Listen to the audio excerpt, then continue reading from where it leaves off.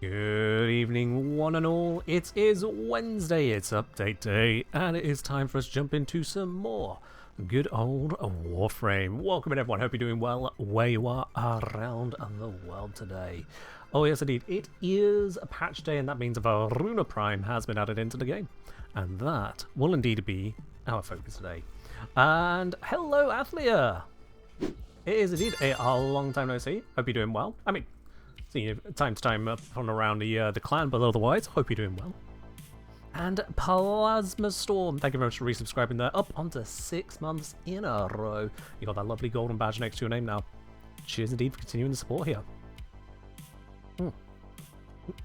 Cheers. Raven got looking at every single VORUNA piece in the first relic. That is some considerable luck. Especially considering VORUNA is not a gentle farm. These are some heavy numbers. So when it comes to farming VORUNA with the update, there's only 4 relics. That's what happens with a brand new frame. We have a VORUNA Prime Blueprint in an Axty Rare, VORUNA Prime Systems in the Neo Rare, and then in the Miso we have an uncommon Neuroptics, and the chassis is an uncommon on the Lith. So having the rares in the 2 higher tier relics, on top of just having 2 rares in total to get, this is not a gentle farm. But that's what we've got. That is what we've got. From going to say, what's your favourite Excel shortcut? Just snag myself a license to the 2024 version. My thoughts exactly, little skittery critter. My thoughts exactly. I don't have a favourite Excel shortcut for 2 reasons. One, But 2, I don't actually use Excel myself. I use Google Sheets, which definitely has a different way of handling shortcuts and bits and pieces. So a few times I've had to help out a couple of people who've asked for help on spreadsheets. I'm like, you're using Excel. Allow me to just take a moment to translate my knowledge to how this system works. Well, yeah, so I can't really give you a direct answer on that one, Quintus. Here's what it is. Alright, on with the VORUNA bits and pieces. I already have some standing ready to go, not only with the core syndicates, these 2 here, and indeed I may have some medallions to turn in thanks to the Folly Farm, probably not much. But then also I have already maxed out the daily standing for the Ostrons, so we've got a few packs we can pick up there. For the Solaris, there's some I can pick up there, and over with the necklace. Oh yeah, not necklace, Entrati. I was going to say, necklace is 1,000 short, but no, we can't get packs there. It's here. So that's 3, 4, 5, 6, 7, 8, 9, 10, 11, 12, 13, 14, 15 packs I can pick up this way, plus another 25 we can grab, I think, from the Steel Essence shop. We should be able to do plenty. Now, but you're asking for Secret Menu 2. That is a really obnoxious one, so I'm going to veto that. You keep asking for Secret Menu 2, and I'll be quite honest, it is a very obnoxious one. So you can have the points back on that, but also it's not happening. I know you like picking it from time to time, but it's just a little too much. Alright, so let's grab these initial packs, see what we get. Relic pack, open up, what do we have? Nope, nope, nope, try again, no, no, no. We are getting some new bits like Vidaria Prime, no, not Vidaria, Vidaria's not a new one, it was the... Shoot. I looked up the 2 new weapons. It was... Nope. Perigale. That was it. Yeah, Perigale and Sarafang. For some reason, Vidaria and Perigale are just right next to each other in my head. But they're not the same thing. Yeah. From Ductile, rewatch your Relic Guide video as a refresher. I was wondering how good a choice would defense be as it's 3 waves now. So with defense, the issue has often been overkilling the enemies, leading to a lack of, reactant. Now that shouldn't be too much of an issue. What with the changes that you've implemented over the, over the years. That courier's fighting. So if you have a decent team who can maintain a good kill rate, clear the waves quickly, but also not too quickly, then it may be a way to go about it. And certainly it means you don't have to deal with loading times. Counterpoint, you do have to deal with relic selection times. So not just the rewards, but selecting the next relic and actually getting on to the next round, all of which causes a delay between rounds. which is effectively loading time for next set of waves. So maybe it can work out for you, and certainly if you don't like your loading times, but it's probably not going to compete with your good old capture, rescue, exterminate stuff. I'll be quite honest. Osu! Kabu! Hey, it's Kabu up onto 5 months. Much appreciated for the continued support on the channel here. Much appreciated. Alright, what else have we got in these packs here? We have got... getting plenty of the Lavos stuff, but loads of Lavos. Not what I'm looking for right now, but sure, why not? Okay, that looked a whole bunch of not VORUNA right there. Let's check into this instead. Okay, this is... Hey, there we go! An Axie rare finally popping in there, and we got a Miso and Com we need. We have got some bits coming through, but yeah, that's Lavos. Well, Lavos relic packs for you. Lavos packs. I mean, there might as well be Lavos packs given the number I got there.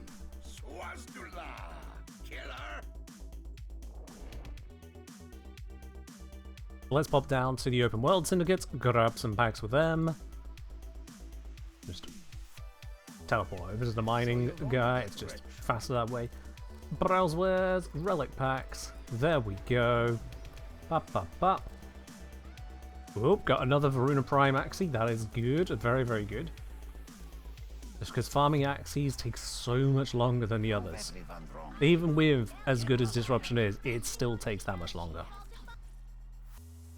Neos and Misos have a combined farm through Ukko, and then Livs have a simple farm through Hepit. You can also do Disruption for those if you really want to, but Hepit and Ukko are just fast. But Axie, your answer is Disruption or Bust. We gonna do this? The next best options after Disruption are bad. Yeah. Tis what tis.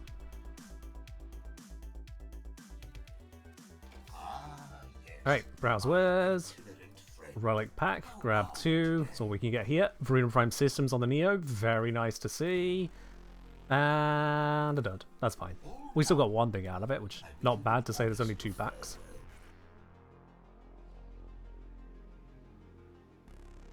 Now I know some people, when it comes to relic packs, they will like to farm up the syndicate medallions in advance to turn in just shed loads of medallions into these syndicates, get a whole bunch of standing, buy the packs, repeat a number of times over. I'll be quite honest with you, I feel like your time is better spent on almost anything else. It's just... medallion farming is not a very fast way of getting standing. Did the rendering on her look a little weird?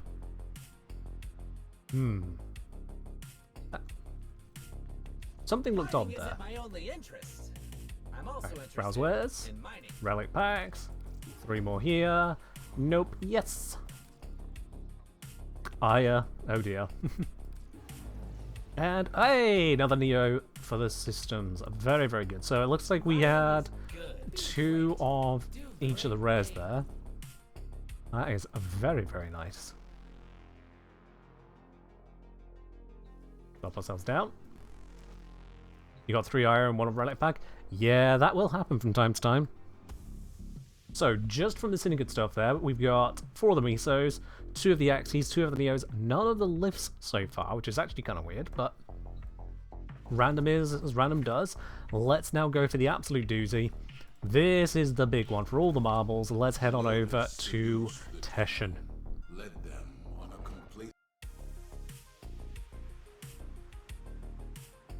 The Teshin is going to give us the Steel Essence shop. And that means, yeah, there's various other bits and pieces I can pick up, probably should at some point, but let's take some of my 3,000 Steel Essence and get rid of, you know, about like, what, 12-ish% of that? 25 relic packs, far more than I've got from all the other syndicates combined. We got 1 VORUNA piece, 2, 3, 4, more on the Misos, good damn. 5, 6 and a couple of Ayas. 7.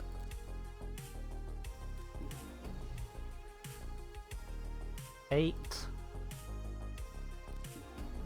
9,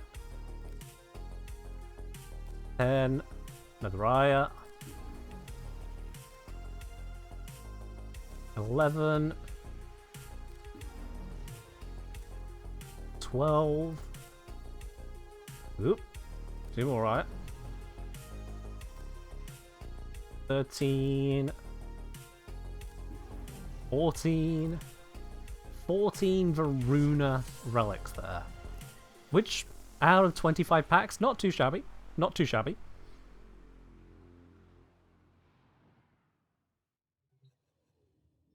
I mean, Ellie, if you want to continue with Disruption but not Apollo, the farm over on Sedna through Kappa, it's not as good due to the drops that you get from for Gauss pieces, but it is still a pretty effective one, and you don't have to deal with some of the tile set issues or nullifier issues that you do have to deal with the Corpus. So, honestly, despite the slightly lower rates, that is a somewhat enjoyable one. But yeah, Disruption outclasses basically every other Axie farm. The other options are bad in comparison. Granted, I haven't reassessed defense since the wave changes, but I mean, it's got a long way to climb. Okay, so with all of those packs, that was, I think, I want to say 7 packs, I think it was, from the main syndicates.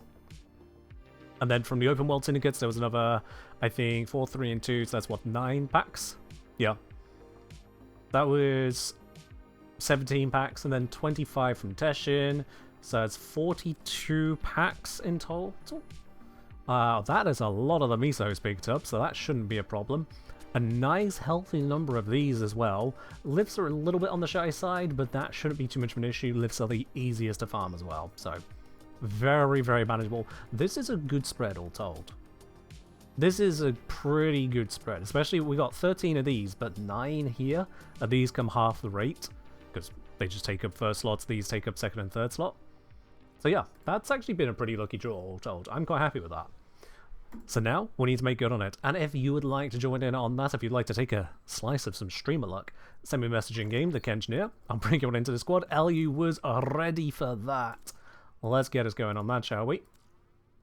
Oh dear. LU is lost in the source.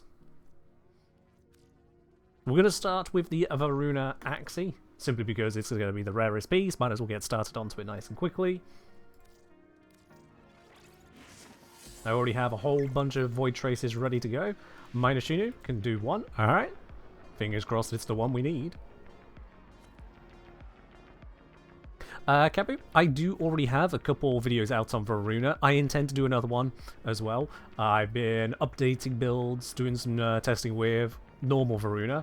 I did anticipate there to be some more interesting changes, perhaps.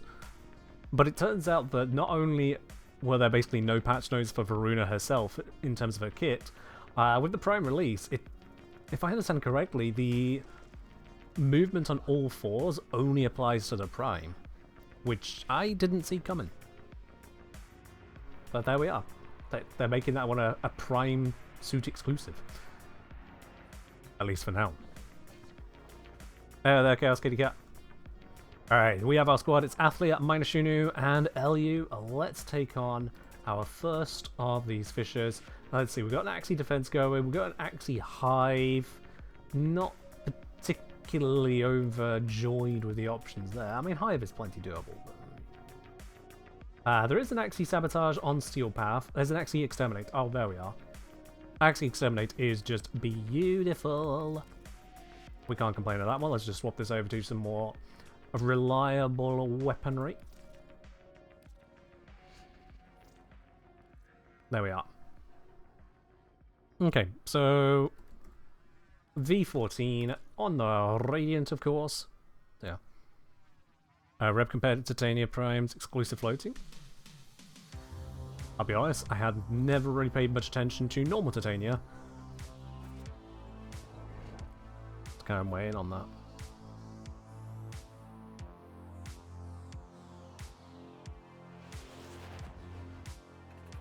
Alright, let's go.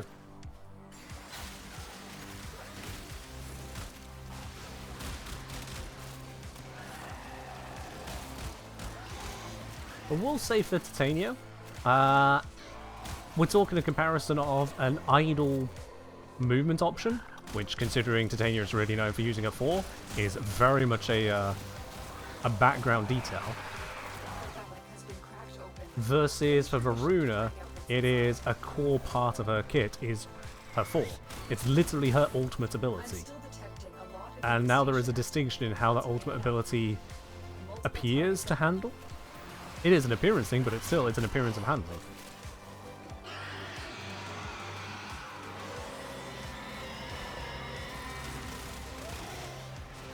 It'd be like if Titania merely shrunk, but Titania Prime shrunk down and grew fairy wings. Flying around rather than just shrink hovering around.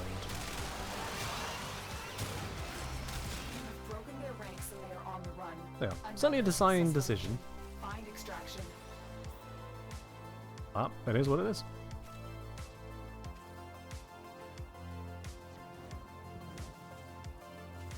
And does she have energy wings? Don't they both, Ellie? Or am I misremembering?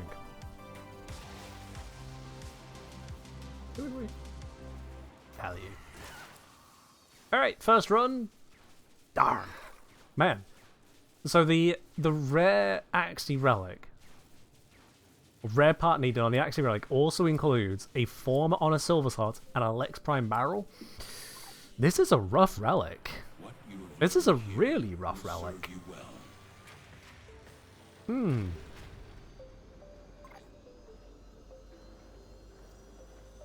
What are the chances? Unfortunately, pretty common.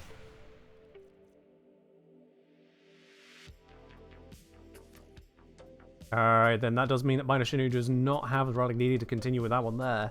I would very much like to stick with the Axies for now and then roll on over to the next. So, Minor Shinu, good luck with your own farming on that side, absolutely. So if someone else has themselves an Axie V14 would like to roll the dice with us, send me a message in-game, the Kengineer, and I'll bring you on into the squad. One upgraded Axie V14 is all it necessarily takes. If you have more, probably for the best. Anthony's got 2 more to go, that's good.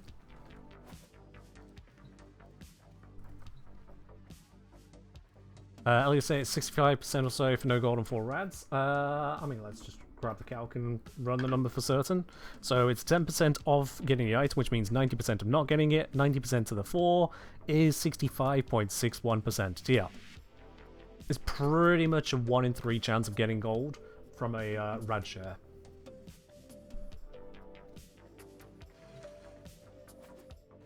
So the expected number of runs is 3. But as we all know, statistics does not care for the individual, and Warframe does not have a pity system with regards to relic drops. So if you go 3 runs and get nothing, you're not 3 runs closer. You just didn't get it.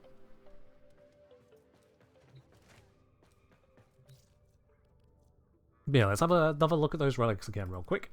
So, Fang Prime Blueprint, Lex Prime Barrel, and 2 times Former. So this is 3 evergreen items, ever bad items as far as relic value goes in here. Not exactly great, they're not even higher valued ones. Yeah, this is a rough relic. We have a look at the Neo, we got Epitaph, Zaku, Uredi, Paris, Bronco. So those 2 are on the low value side, but still a couple of frame components. Can't be too mad at that.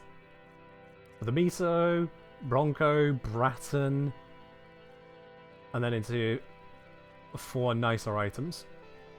Again, not terrible.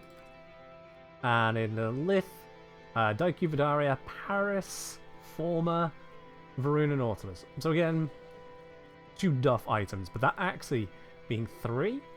Ooh. What's the best place for Neo Relic farms?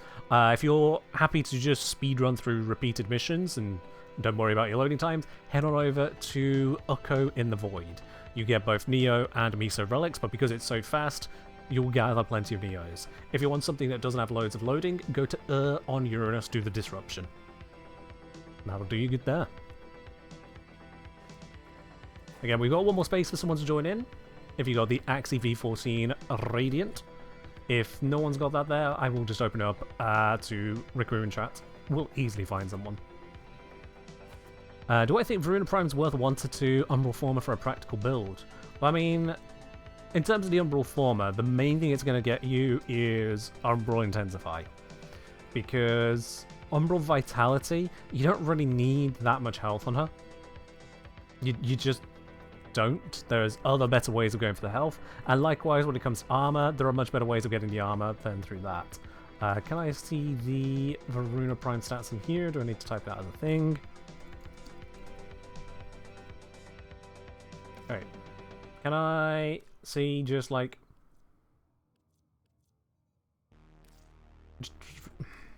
Okay. Whatever.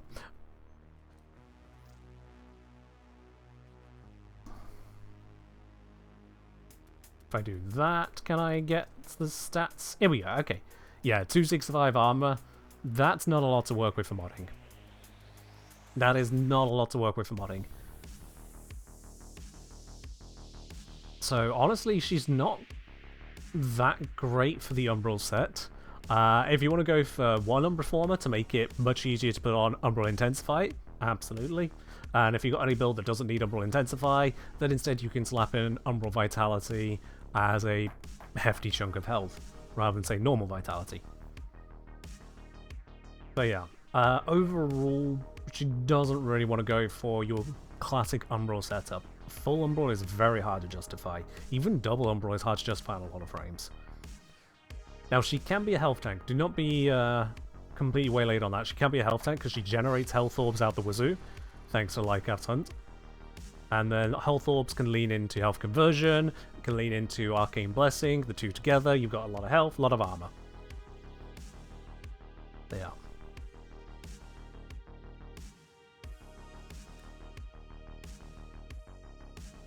But c'est la vie. Alright, looks like everyone's still green on the right side. That's fine. Let's go ahead and grab people for it.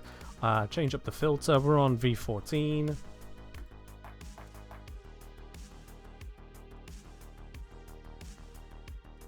Let's... looking for that. Perfect. Let's invite you. Sweet. That was easy.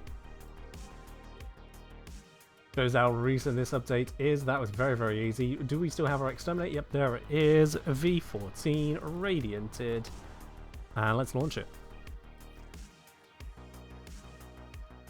Is Fisher Void Cascade the fastest farm for Void Traces? Fastest farm for Void Traces is just whatever relic you can crack the fastest. Whatever mission you can crack the fastest with a relic. So if you can do that quickly with Void Cascade, go for it. If you're faster with captures or defense or something else, do that instead. It's not about the mission, it's about what you can achieve. And if you're on a public squad, what can you achieve given the highs and lows of public?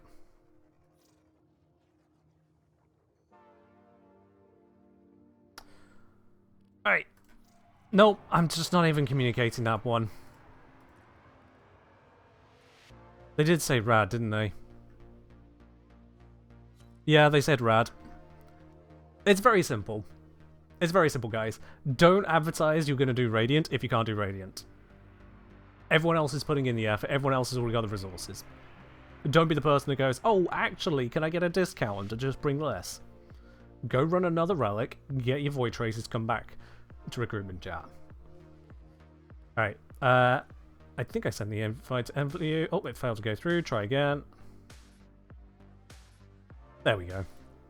Right, now let's re-recruit AV14.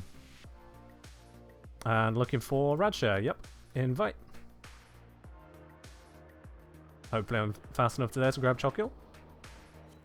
I was indeed. Excellent, off we go. So yeah, if you are recruiting through recruitment chat, do check in on people.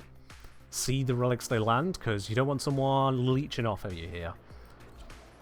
Radiant, Radiant, Radiant. Yep, we're all good. Excellent.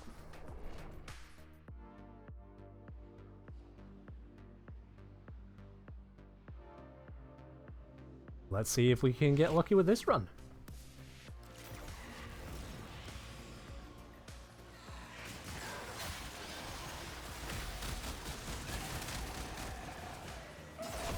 Have I recovered from the folly shenanigans and bug hunts? Plenty enough. Plenty enough.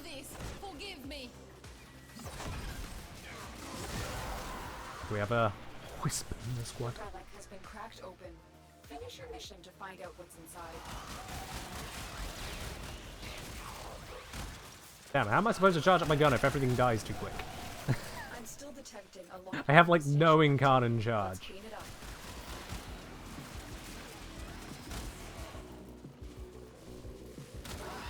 Nope. Damn infested. They're all legs and death.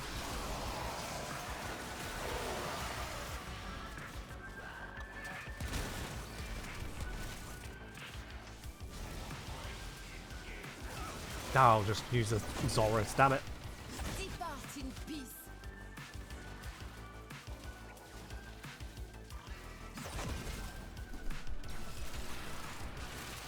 I think it continues this way. Nope, it continues below. My bad.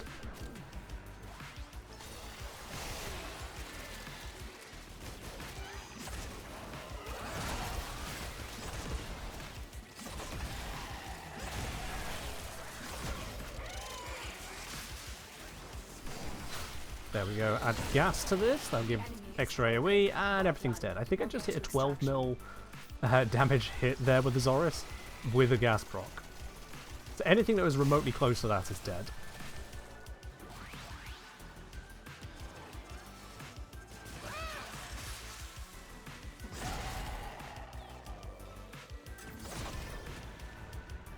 And that has us done.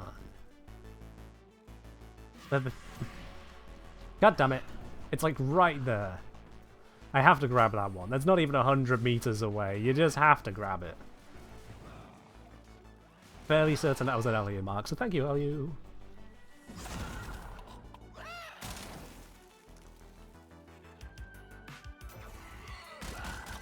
No! Hey, we got the VORUNA Prime Blueprint. I'm just going to keep firing forever now, but we got the VORUNA Prime Blueprint. That is the Axie out of the way. 1 down, 3 to go.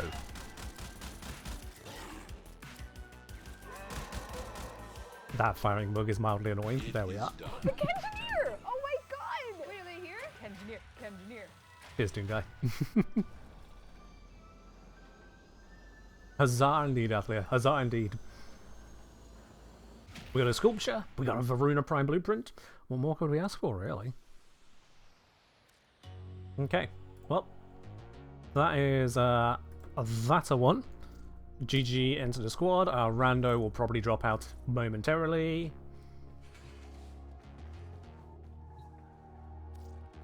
Probably. Next up, we got the Neo V11.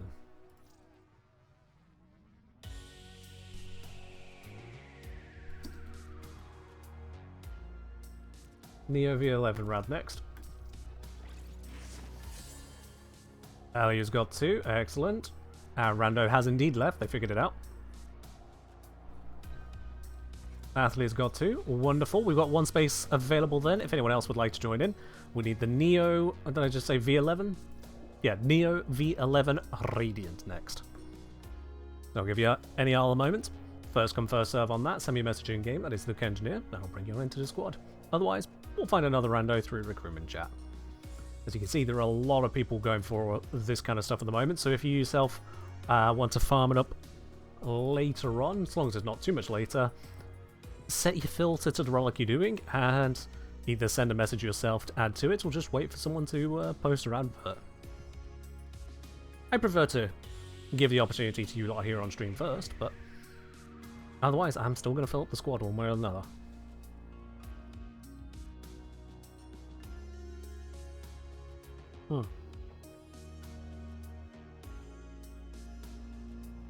Haptic Simeon? I swear we've seen you around here a few times. We are bringing in Baby Shark 2014. Sorry, Doctor. A little too slow on the draw there. Baby Shark wins the draw. Well, I'd like for them to win the draw if I could deliver the invitation to them. Let's try that again, shall we?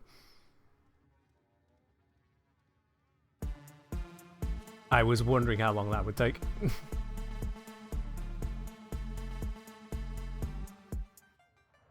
Don't know how you joined when I couldn't invite you, but you know what? That works all the same. That works all the same. Alrighty doity. Well, let's have a look then. So our Neo is an interception there. That is horrible. How about over this side? Survival. Sabotage. There we go. That's good enough. I will accept this. I think it's the good sabotage as well. Nice and quick one. Once again, we double check, make sure everyone selects the correct relic. Mistakes do happen. V11 Radiant, and one more to go.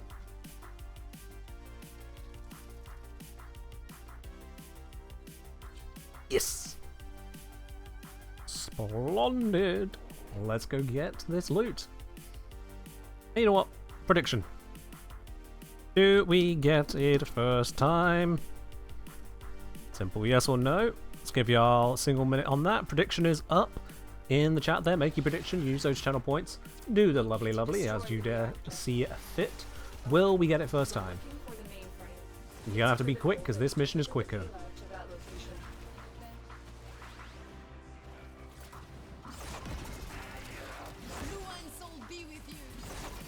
Loon Soul be with us, I suppose. Yep, okay.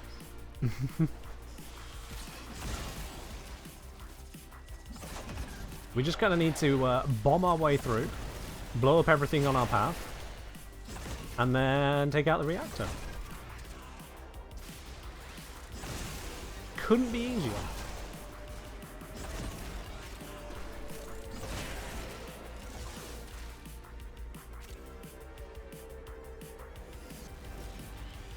And we got some juicy speed buffs as well. Alright, well, that's a reactant, so we don't need to do any more actual fighting. Here is the thing. They hit the pop. I hit the pop. Pop. AoE damage go burr. And we exit. Not that way. This way. Yeah, that one's a funky waypoint. That is a funky waypoint. Whoop. That one also almost got me. And by almost I mean it definitely got me, but I recovered. We got better.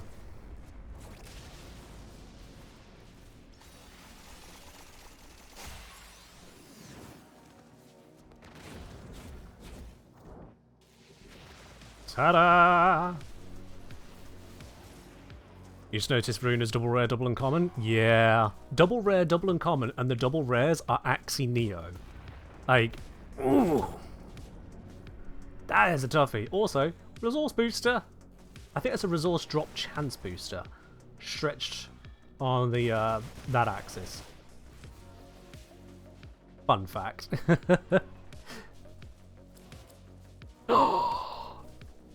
3 relics, 2 Voruna rares. We are doing well. It may not be a perfect run, but it is a good set. You got stuck in the map as Jade. Ugh. You come back and immediately start getting stuck on places. What will we ever do with you, Athlia? Double win for you? Mm-hmm.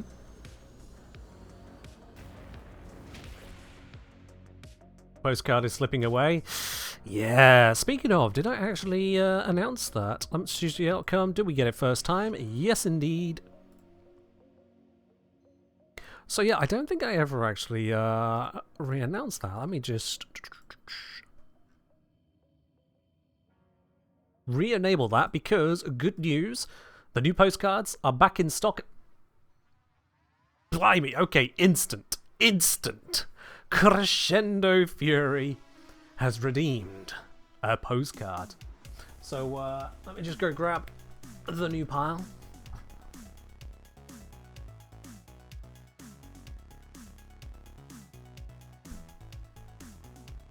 We have a fresh old wad of them still wrapped up in the transport packing. And yes, I know a couple of you have been waiting for this to be redeemable again. I see we've also got a ductile wheel doing the same. So let's just gently remove that outer layer there, shall we? Not going to be very gentle.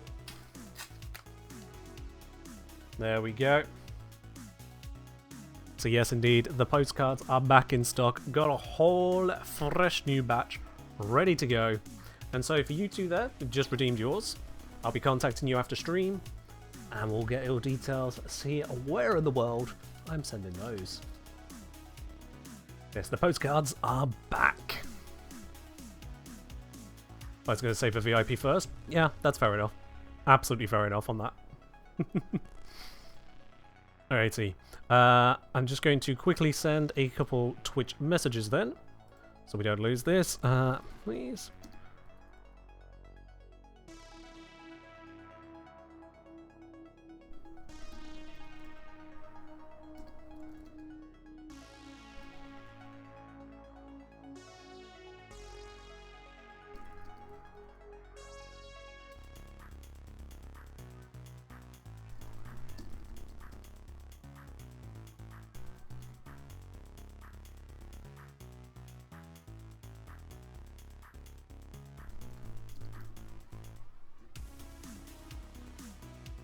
That is 1.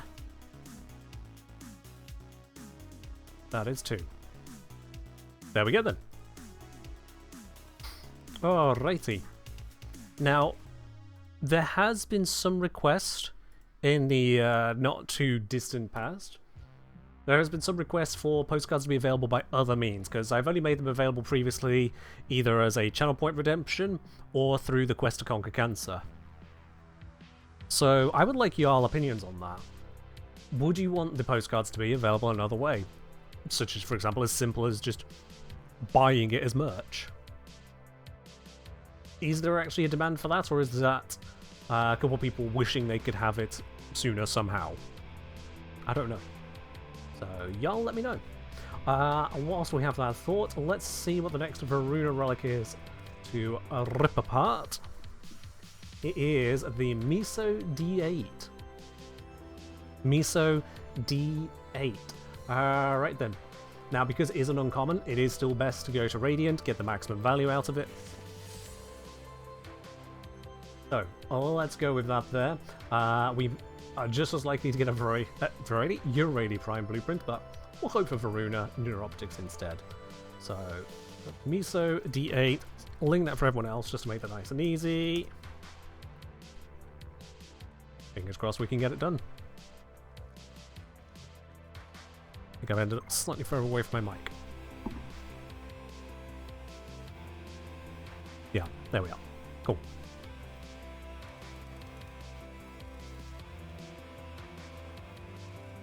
We got Phil saying this is a good way, you didn't need to really earn it. Chaos Kitty Cat, this is a good way. I think a limited time summer sale for Dogdales for real. And Ezreal, this way it means more than throwing money at you. I mean, yeah, you don't have to go about it some other way. If you want to save up on the channel points, you still can, yeah. Whiskle, out of 40 relic packs, got 5 VORUNA relics. That is rough, my guy, that is rough. Yeah. LU got 10 of these. Athleia clutch on the traces, but got 2 radiant. That should be fine. And can do 2, says Baby Shark. Alright then. I'll be honest, when it comes to radianting relics, I only ever do them 1 at a time, just because if you get what you're looking for straight away, then the others are kind of wasted traces, or at least in the moment wasted. They could have been used elsewhere. So I always hold back, you never know. Yeah, in total, what did I get? I got 10, 3, 5, and 4, I think it was. That's 13, 9, 22 VORUNA relics. But then I also opened up, I think, 42 packs. So, still a pretty damn good rate.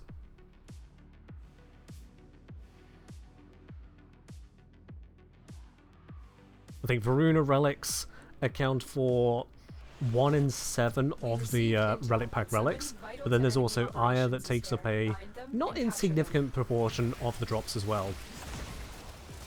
So, roughly speaking, it's not exact, but roughly speaking, you should have 3 in 8 of a VORUNA relic per pack, because it's 1 in 8, and then there's 3 slots. Very, very roughly speaking, 3 in 8.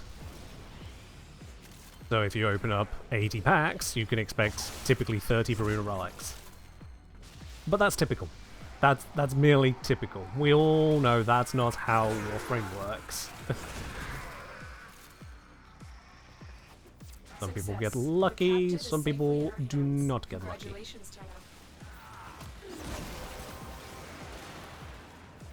The That's it. good news is the VORUNA relics aren't the new Finish weapon your mission relics. and we'll take a look So when you add in those into the mix, if you don't get lucky with VORUNA, you're more likely to get lucky with weapons, and you get pieces you can trade. It's not the best, the prices are going to start steep, but it's still a way you do get closer.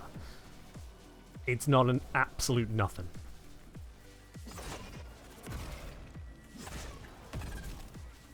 Why do I have a red on the... I have a lot of weird negatives up there. VORUNA Prime Neuroptics. Oh, would you look at that with 3 out of 4. 3 out of 4. One more piece to go.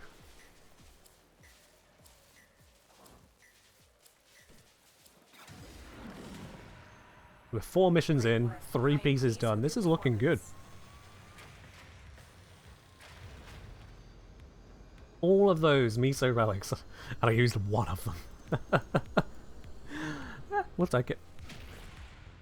We'll take it.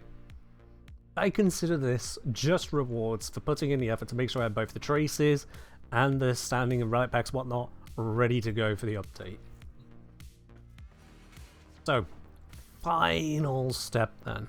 One last piece to get. Only 3 chances at it, mind you. Lith N19. Lith N19. And again, Radiant if we can. At the same, extra Radiance will go towards Baby Tenno to get summoned to farm with. Hey, that absolutely works. That absolutely works. Alright then, Elu's in, Shark's in. Excuse me. Ath, you good to go? 1 Radiant 2 regulars, and good enough. Maybe we'll only need the 1. Let's do a rescue. It's got 5 minutes on the clock. We won't even need that. Fingers crossed. Can we get it? 4 missions in a row. The first mission was a dud, but then we've had hit, hit, hit. You know that fast market throw goes down pretty quick? Yeah. Warframe sets used to go out very expensive right early on. I'll have a look after we got the set just how much her set is now. Find and liberate the hostage before But it used to be that the first few days new sets were hideously expensive. And I guess Warframe just got more and more popular. Not just more and more popular, but more and more veteran players who can bash this stuff out. More and more people who are satisfied to sell early, get the plat, and then rebuy the set cheaper later. Or just farm another set, to be honest. It's already down to 120? Oh wow. Oh wow, we might actually see double figures, down to double figures, in a single day. well done. Damn. Your relic is open.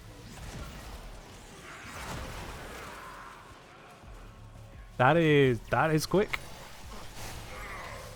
So yeah, if you don't want to put in the effort to grind it out yourself, or if you're just getting unlucky with your own relics, trading is going to be plenty viable option.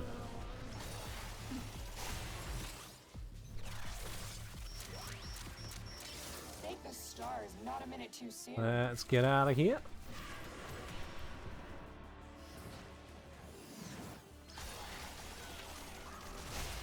Absolutely beautifully quick run. And when Korra Prime came out, oh yeah. So Korra has one hell of a farm behind her. So understandable that'll be expensive. That said, VORUNA also does not have a gentle farm.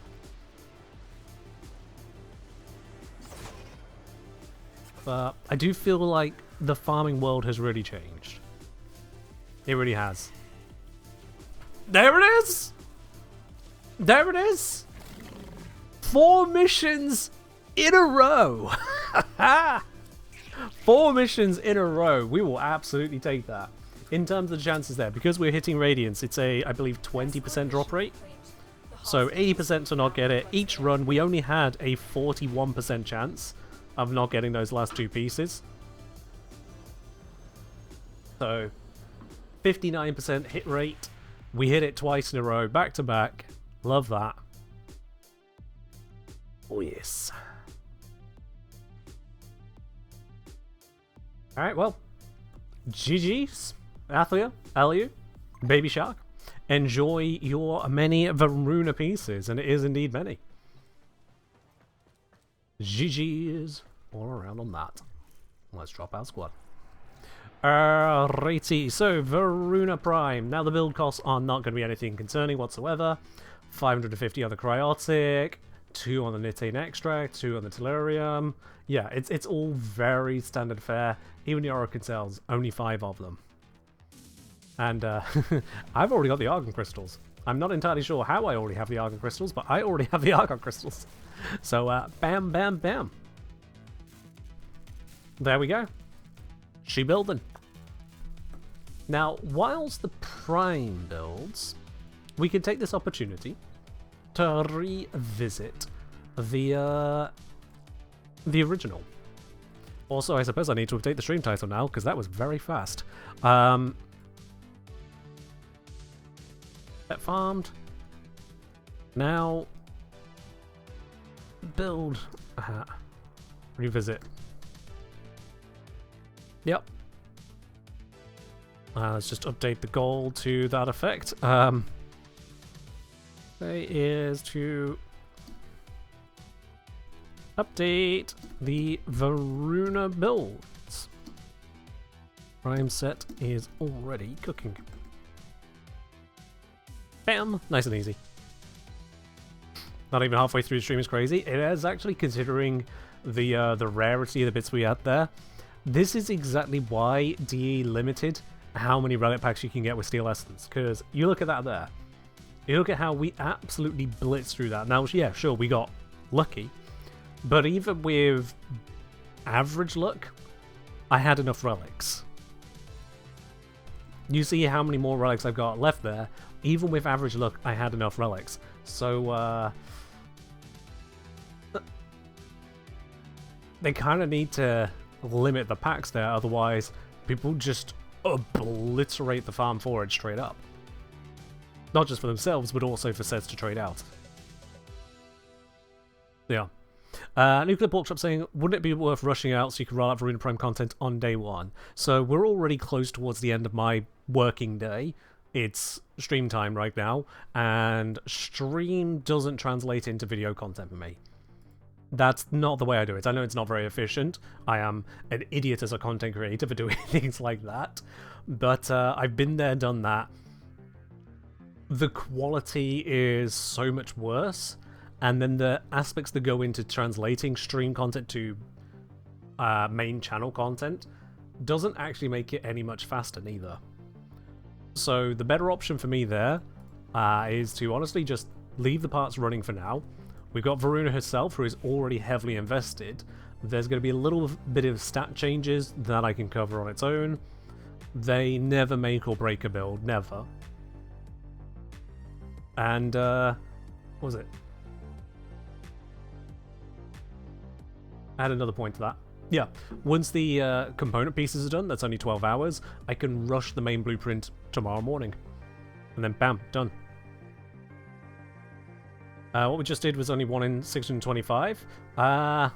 What? To get 4 parts in 5 missions. I feel like the rates were even more generous than that. Like, even more likely to occur than that. Because we had a pair of missions on the axes, and you don't count fail and then pass. You count chance of pass within 2 missions. And then pass, pass, pass on the other 3.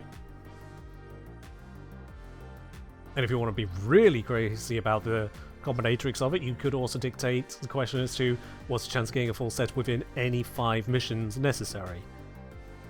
To account for pass on Axie, and then spend 2 on Neo, or 2 on the Miso, or 2 on the Lith. Depends on what you're measuring at that point. Combinatrix is not gentle. Does Prime come with Perigale and Sarafang? I mean, it doesn't come with it, but yes, they are also in the relics. Yeah. Or if you buy the Prime Axis pack, then it comes with it. Yes. Freedom saying you only need an average of 3 relics for each part if you're rad share. Each individual needs 3 radiant relics for the 2 rares on average to get it. And on average only 1 relic. Actually, is it 3? Yeah, on average 3. And then on average 2 relics, not 1, 2 relics for the uncommons. It's just that the 50% rate happens sooner, but then there's people who go much longer, and that's what weights the averages. So yeah, 50% point is 2 and 1, average is 3 and 2.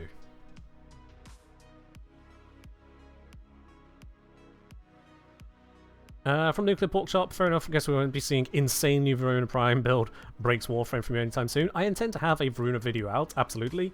There's not been any big changes, but I intend to cover that anyway. If nothing else, to give you guys a condensed or one-stop shop of the updated bits, taking into account newer arcanes. In particular, Arcane Impetus is amazing. Let's be real, I don't recall exactly when this came out, and I should probably know that considering how amazing it is. Arcane Impetus was December 2024. So yeah, that has been a hot minute. That's Hex stuff, but that's still very much after VORUNA released. Unique status effects from abilities grant plus 6% ability strength, plus 3% ability efficiency for 20 seconds. Doesn't mention that any one status fully refreshes it. So as soon as you've got your spread, you could just keep applying one status effect and keep the whole amount indefinitely. You keep 13 seconds up without trying. I don't know if she gets 13. She gets the 4 basic elements, 6 combined, and then slash. I don't know where you'd get puncture and impact from. At least I don't think you get puncture impact with her. But in terms of 11, I've definitely seen 11 stacks on it. And 11, lots of that. That's 66% strength, 33% efficiency. Oh dear god, is that good. Did you just get 13? Maybe I wasn't paying enough attention. Hold on, you know what, let's test. You all set up for no shooty? Yep. Alright. Let's test real quick. I could be wrong. I probably am wrong. So let's see what's going on with it.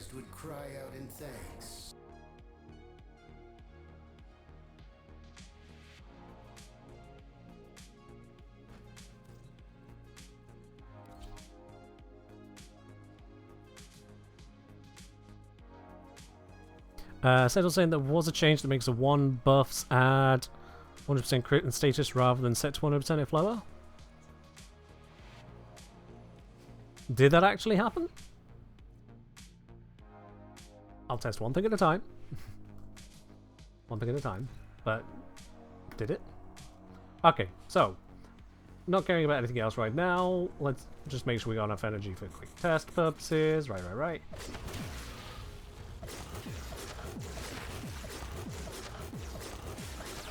Oh, yeah, did hit 12. Yep, there is impact puncture slash. Yeah, fair enough. I was incorrect. She can indeed do all the physicals as well, so yeah, up to 13. Where's the hitbox for redoing that? Oh, I'm out of energy, that's why. I knew that.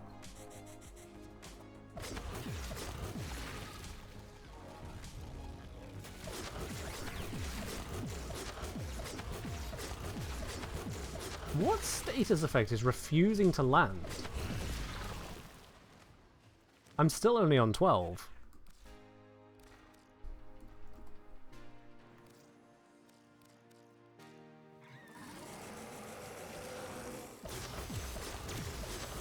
There we go, we got the 13. Whichever one was missing, it finally landed. I genuinely have no idea which one that was.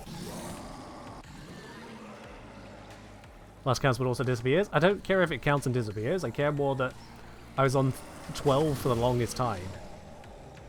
And now we got 13. So yes, VORUNA can indeed hit the full 13, which is bonker-stonk. Yeah, the fact that the Prime Frame has got the moving on all fours, but normal VORUNA has not, That does feel weird to me. That definitely does feel weird, because it's not even a matter of, oh, well, it was custom art assets. It's a rigging of the same frame.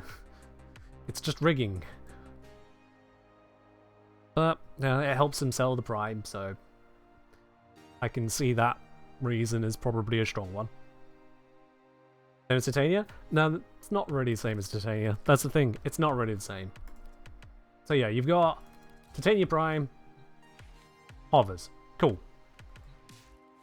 And then non-Titania, walking. Actually, no, I take it back. Yeah, there's no special rigging for that. That she could just hover. I take it back. Yeah, it is the same. The only difference being is that...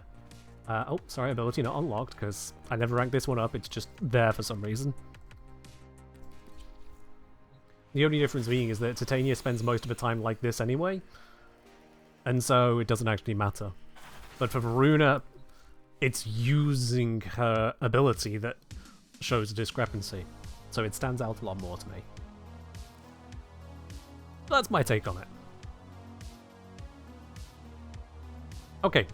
From Carol saying ahead that Crepuscule is bugged on her. Bugged in what way? You can't just tell me bugged. I need to know what bug you think there is for me to comment on. I want to check price on VORUNA Prime set. Oh, yep, let's do that. I did say I was going to do that. Warframe Market. VORUNA Prime set. I currently see cheapest online seller 165. That's higher than what people said a moment ago. Data is loading. Looks like sets have sold as low as 150 through the market so far, and almost 1,000 sets have been sold through Warframe Market already. Damn. It went up. Yeah, you'll get people fighting over the prices because people will chunk under each other to try and get a quick sell, and then you'll get a wave of buyers, and that'll push it back up again. It's just the typical jitter that you get with non-constant rates of supply and demand. That just happens. And if you're really smart about it, you can get in the middle and snipe the good values. If you're smart about it. System's most expensive part? Is it now? Interesting. Let's see. Blueprint 50. System 70. Currently. Now that is naturally subject to change. But yeah, systems... I didn't think systems was on the Axie, was it?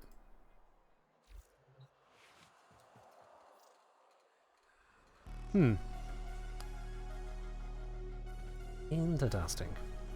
You could buy one whole Prime Chamber for that back in the day. Hey, Prime Chamber used to be very expensive. Very. But that's gone. Okay, so... Main blueprints on the Axie? That's what I thought, yeah. So usually the Axie Rare is the more expensive because it's got the longer farm. So it's kind of weird that Systems is currently the more expensive, but early days, it's going to shake out.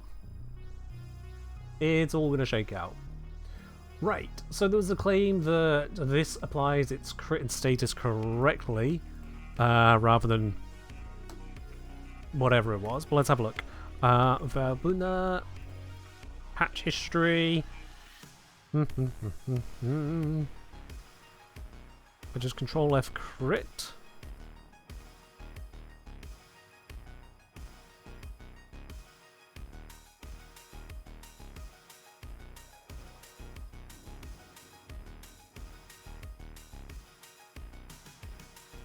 Undocumented, changed the critical chance buff. Was also applied to status chance buff. Instead of setting a floor for the stat, it's now a flat buff additive after mods. Oh, interesting. Well, this will be why I didn't know about it, if they don't document mechanical changes. Bruh. This is why it usually takes me so long to put out a video on anything in Warframe. Because they just go and do stuff and tell no one about it. And it's like, okay, so now I've got 20 different people telling me there's 20 different unique things happening. 19 of them are spouting absolute bullshit, but I don't know which one it is. One of those 20 people are going to hand me something that is 100% completely true and breaks the game in some way, or at least breaks the mathematics one chooses to act upon. And I don't know which one it is. If I ever come across as harsh with how much I demand information and evidence from people for their claims, it's because I literally do not have time to chase every single ghost. I don't. Yeah, the Folly Ammo one is still bewildering. At least that one was quick to verify. Imagine if it was a 1% chance of giving you full energy. Again, undocumented. Then I'll be like, how am I supposed to find that in a reasonable amount of time? How many times over do I need to try it to prove it doesn't happen? You know? And yes, things like that do exist in Frame. So, let's verify then if this is an absolute bonus. What was it previously?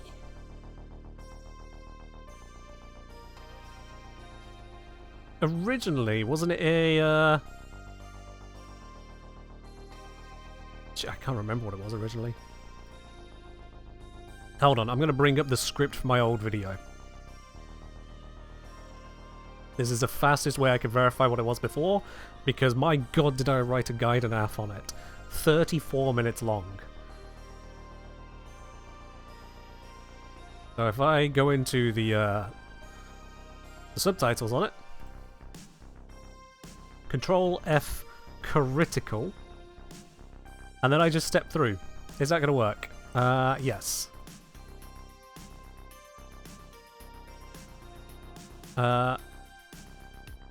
Then it's added to that, so that's cool.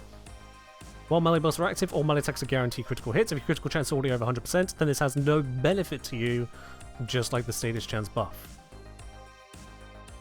Okay, so it used to be that if your crit wasn't 100%, it became 100%. Which was weird as hell. So what we can do then is take any weapon that has, if I can set it up nice and easily for a 100% crit chance, and just compare. Is your Hydroid main here? You have questions? I mean, you don't need a Hydroid main to answer your questions, probably, but... Go off. Let's see, what's my simplest way of getting to this? Probably Broken Wall will hit this nice and easy.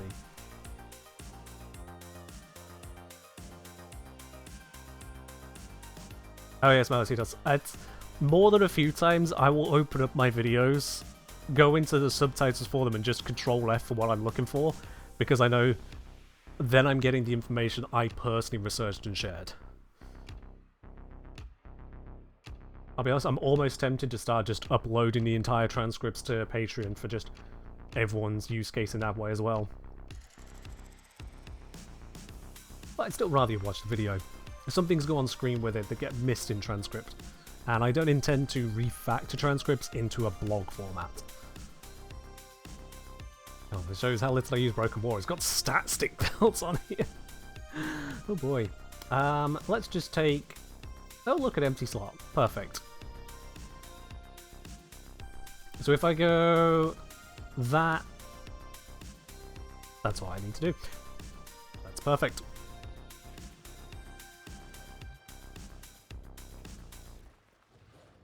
Let's not have all of those. They're really loud.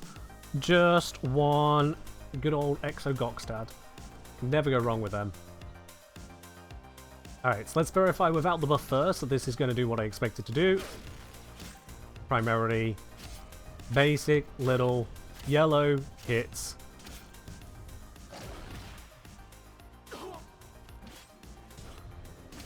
Okay, yeah. Buff runs out pretty quickly because of course I didn't kill, but yep, that verifies that.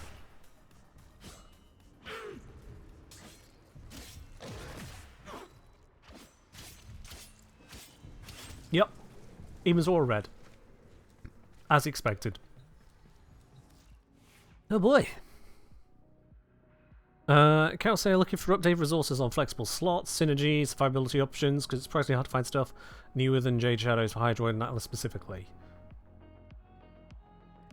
I mean, Hydroid had his rework. I did a video with the rework. So what about that video isn't enough for you?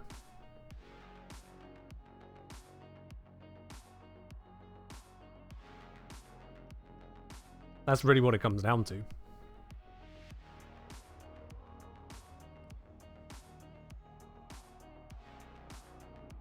Okie dokie. So that is a big deal there, that was an undocumented change to make that more powerful.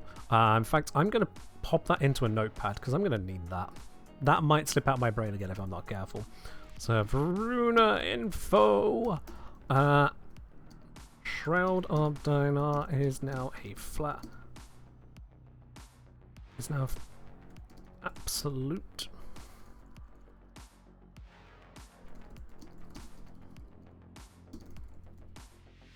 There we go.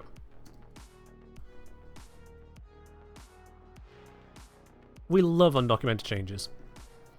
Alright, what else may I have missed about VORUNA then?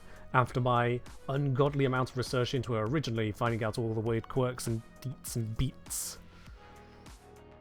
Now, I've already started taking a swing at some alterations to what she had in the past. That includes Arcane Impetus is just all over these builds because, dear God, was that Arcane just a match made in heaven.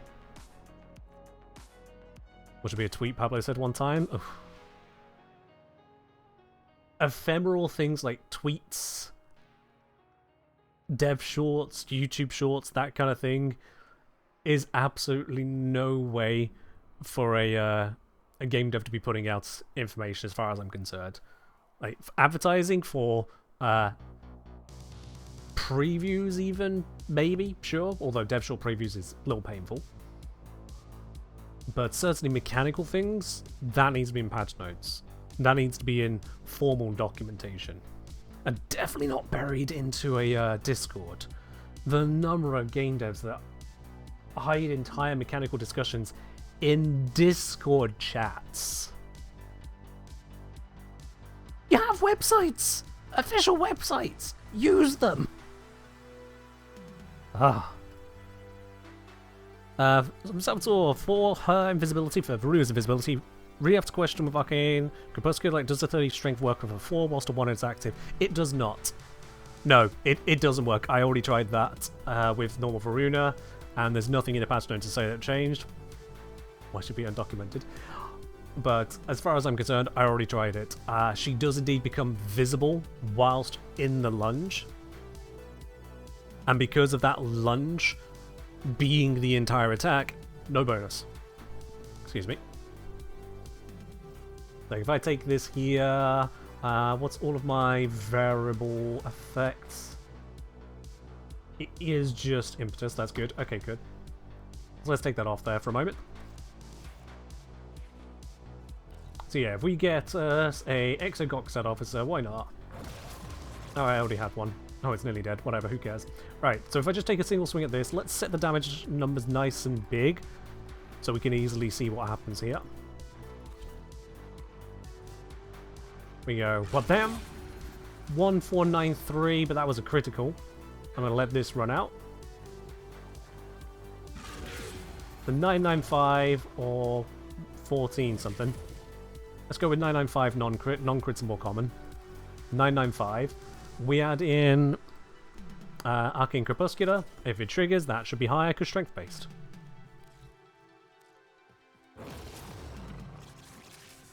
Oh, right. 995. Oh, didn't activate that. Yeah, 2986. I didn't test with this with and without. 2986, my bad. Take that off. And then, bruh, can we please get the crit?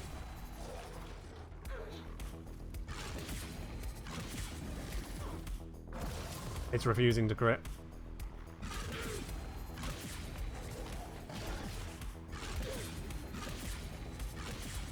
$2986. So we see no change in strength, no change in crit damage. Yeah, between them. Because I had it on and off. Yeah, and put that back.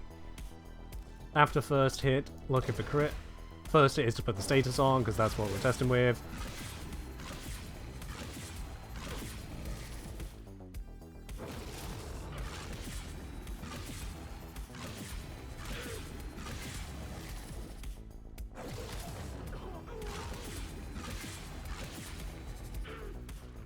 Now it's higher. It wasn't high before. Oh boy. Okay, let's be a little bit more careful about the test. What's going on? Activate this. Arcing...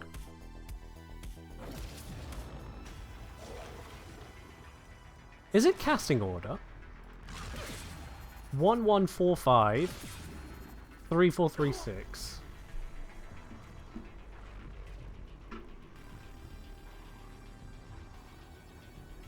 Now bear in mind the 1145 was on the initial hit, so we didn't have the 2 times damage from status. I went up with 3 times damage, that's 50% bonus from the crit. Which, from my understanding previously, this doesn't buff up that. Which is why we don't see like crazy crit numbers and constant crits.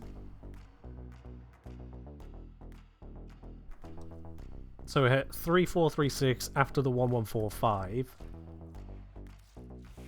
Now what if I cast this first and then this? 995, not 1145. Okay. 995.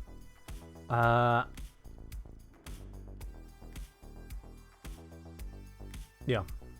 Divide by 1.99 times by 2.29, 1145. The Great Caped Goomba. Thank you very much for subscribing with your Prime. Much appreciated. Up onto 16 months. Welcome in once again. Cheers. Okay. So Arcane Crepuscular, it does, I suppose as expected, buff the strength up on this if you cast it whilst you're already invisible. I'll be honest, I didn't anticipate that being a snapshot, but I should have figured by now with this game. Purple in the background. There we go. Do some of the hydrate. So yes, there is that there, but now how about the crit bonus on it? So let's try... Yeah, we know that Shadow Dino's crit bonus is having no effect, so let's just try with this as is. We can't see the crit stats here because they refuse to tell us. I don't know why. I'd tell you. I did tell you in the painfully long video of investigations originally, years ago.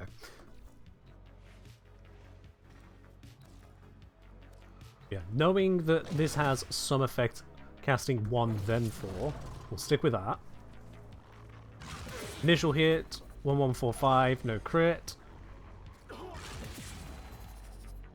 2290, 2290, 2290, 2290, no crit happened, try again.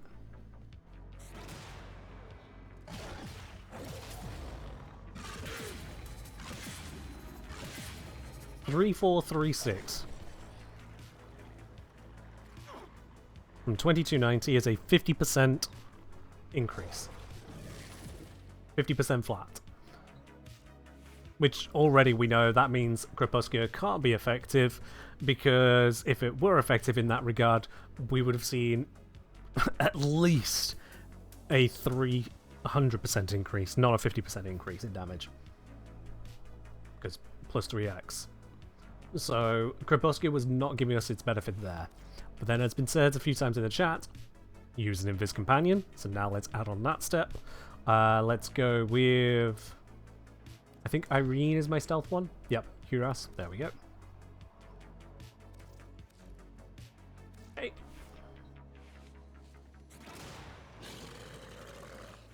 Once again, cast through this, into this.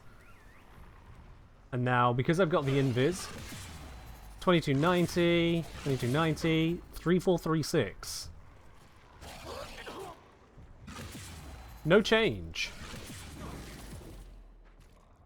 No change. So who was saying that did work? Cat Centaur. You have to have Hurass or Shade to get the bonuses plural. And there's only 2 bonuses on here, so this... Cat Sentinel, can you elaborate a little more on what you've experienced? Because I might be doing it wrong. So a little bit more on what you've seen there. Let's switch this over to Shade, just on the off chance. Let's see, is this all going to be good? Yep, this shouldn't be attacking. So narrow it down just a little bit easier. Invis, activate. Elio, say, may I send you my numbers in DM? I appear to have a little something something on here. Oopsies. There we are. Elio, I'm not so much looking for numbers as conclusions. Don't make me do the math on your work when I'm already doing my own work. What are your conclusions? How have you got there? Verified stuff. You've been around long enough, you know the level of rigor I request. Sentinel says a discussion of your builds, got it to work, think you need to be invisible from Shade to Hurass first. We're testing it, not likely because I found it inconsistent. Ooh, okay, wow, this is bad. Okay. So my invis is broken through normal means. Let's turn off this as well. We go invis through that. Then I activate this. 1145, follow-up is 2290. And then we run out, that's fine. Over here, 1145, follow-up 2290. Looking for a crit, please. These are gonna die. Yeah, there they go. Okay, let's get a new one in. I just need the crit to happen so I can verify it, and I'm not going to use other things to manipulate the crit just in case it breaks it. So again, 1145, follow up 2219. Now there's a status proc on there. Looking for a crit, please. Is a crit too much to ask for?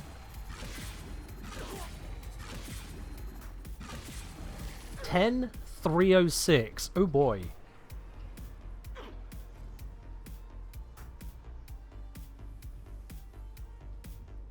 Yep. That's gone from a 50% damage increase to a 350% damage increase. Ah, shit. So what if I activate Shroud of Dinar? Then I activate this. Now I do this follow-up again. Still 10,306. And if I break the Ghost Invis, which is now broken, and there it goes. Or rather, I didn't even have an invis active then, so now follow this up. Okay, so now this is going to start getting complicated. So, wait.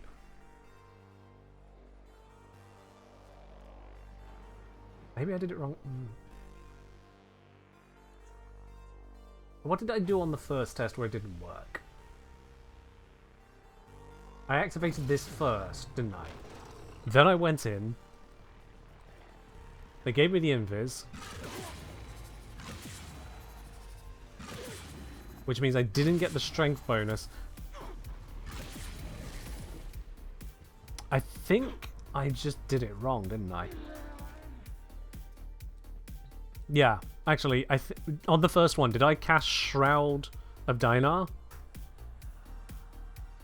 Then go in, causing it to prevent Shade from activating its invis? I think I did it wrong.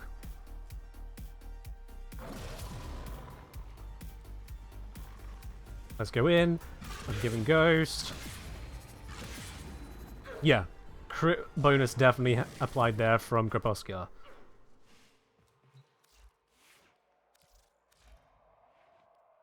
What is that buff showing as X3? Oh, health conversion. It's the cheese floating around me. Don't worry about it. Ellie say both Shroud and Crepuscular increase damage for me and they're able to combine. Both Shroud and Crepuscular. increased damage. And we're able to combine. No. What is it you're seeing going on there, Ellie? Because, I mean, we've got my observations right here in front of us. You're hoping the numbers will show better? It's not a matter of numbers, it's a matter of the circumstances. Because you could send me numbers that are completely bogus or completely precise or show exactly what you want to show, but I still need to know the conditions. If I told you, well, I did 10 million damage and then I did 20 million damage, that's got none of the information as to how to reproduce it. If you just tell me how to reproduce it, I don't need your numbers. I could just either assess what you've done or point out the flaw in your methodology. The numbers are, in a sense, useless to me.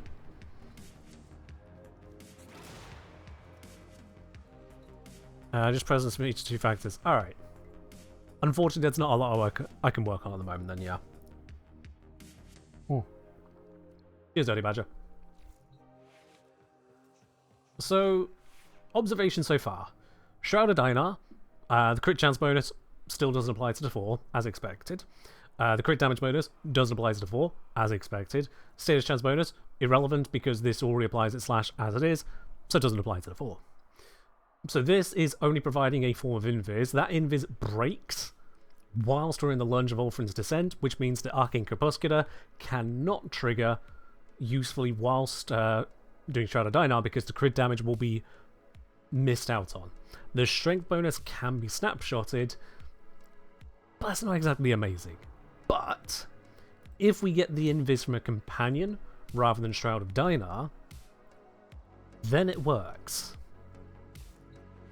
The next question is, can I get the invis from my companion, then Shroud of Dynar, without losing the companion's own type of invis? I believe so. Let's verify. We go over here. Companion should activate. Companion should activate. Companion should activate.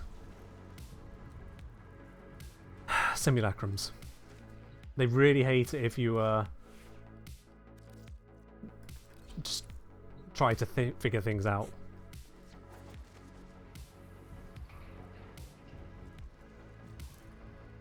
Oh, it just activated.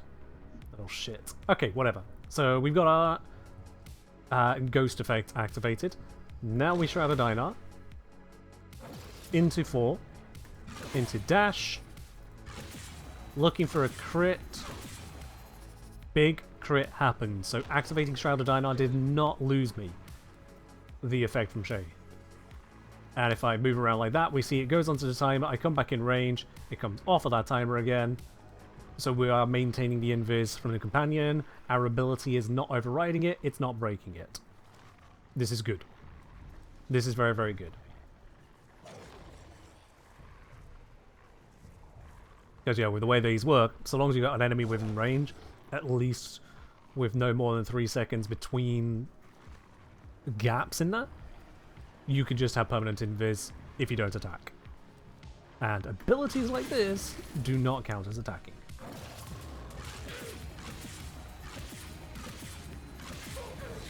Yeah. Okay, that's good, that's good.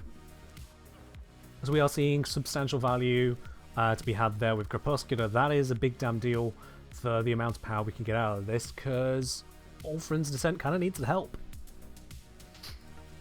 It kind of needs the help. So with that all in mind then, this was a different setup previously. I think we could drop that, I think. Can we combine this with an Avenger? Mecha is nice for the spreading of the effects, but if we combine that with a combat discipline approach,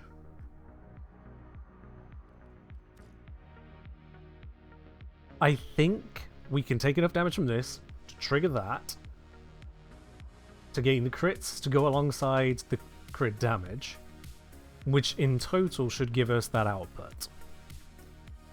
Theoretically. Just verifying again on Wiki on how the crits work. The crit chance starts at 20%, increases to a max of 42.5 according to Wiki from repeated hits, and likewise critical damage is capped at 1.95 times at basic, because still no change on the crit damage formulae. Which is weird, but it's what it is. Zombie okay there? It looks like a cat walked across the keyboard halfway through trying to say a word at me. What's going on? Sorry, I judged women up. Are you sure that works? I feel like I tested this and it didn't. Zom, welcome to the stream. You've just tuned in immediately after all the testing on Crepuscular. Welcome on in. Does it work with Shroud of Dinar? Not entirely. You only get the strength bonus if you snapshot by doing Dinar, then Descent. If, however, you use a Shade or Cuirass to get the invis on that, that invis is persistent. It doesn't go away whilst descending. So then you also get the crit damage bonus. We just tested. What I need to test is, can we get the crit chance bonus from Avenger through combat discipline to apply it in? Does Wiki already know if this is a good idea or not? Because this isn't exactly a new frame. I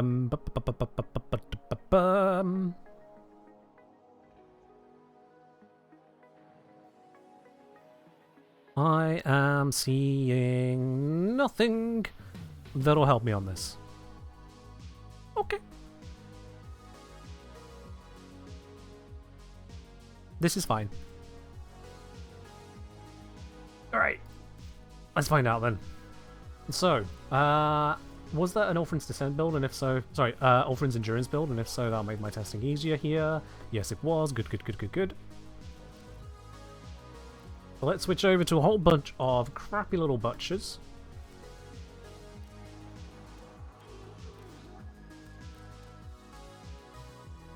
Okay, we go into the middle of them. We're in this. We activate this. Oh wow, that might actually be too much. There's so many damage numbers on my screen.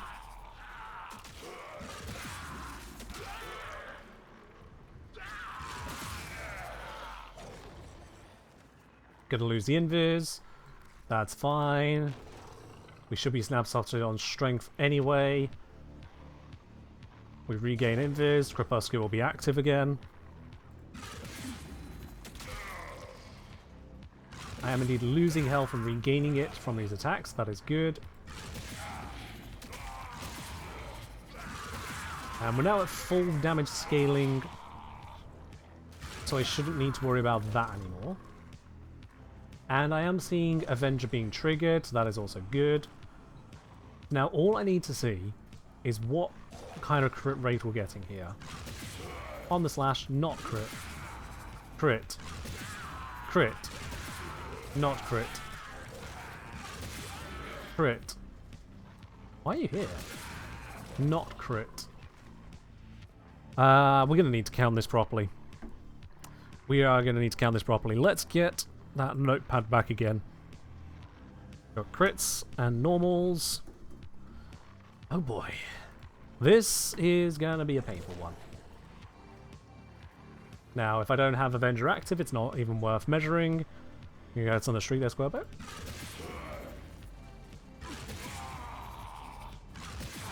Avenger is active. I didn't see on that one, so I can't measure it. Non-crit. This might be painful to test. There's someone alive somewhere. Whatever.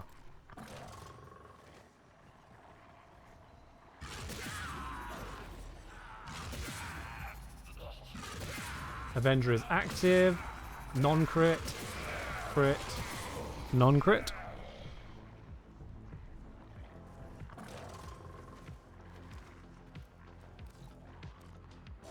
This is definitely going to be painful to test.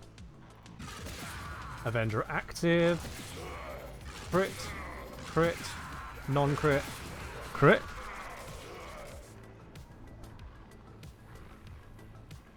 Okay.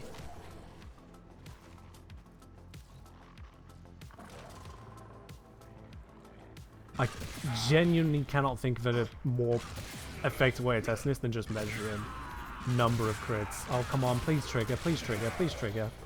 Triggering a little bit late there. Non-crit. Does the 4 count as melee for purple shards? I will get back to that, Chaos. I don't know.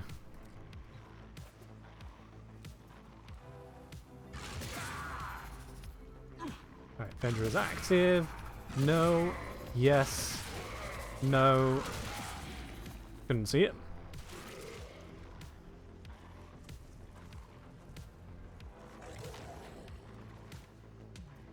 I'm about to run out of charges, unfortunately. Wonder if I can use my 2 to rebuild them instead.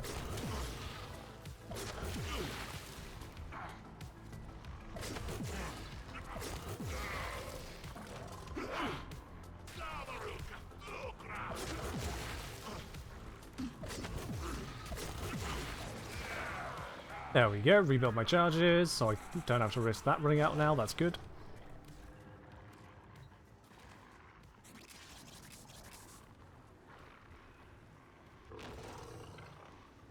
Okay, Avengers run out. Let's re-establish it, please.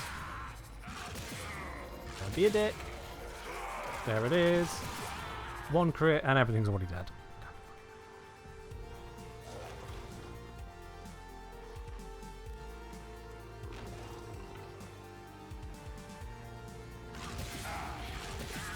Avenger active. 1 crit, 2 crit, non-crit. Okay, we're at 16 confirmed points of data so far. Can I recommend a good secondary? Latham. So we're at 16 confirmed hits so far, and of those, 50-50 split on crits and non-crits, which, whilst a very, very low sample size, it's giving us a potential 50% ballpark crit chance at the moment. Now, from VORUNA's abilities, the maximum crit chance according to Wiki as a result of itself normally is 42.5. How exactly does it calculate that?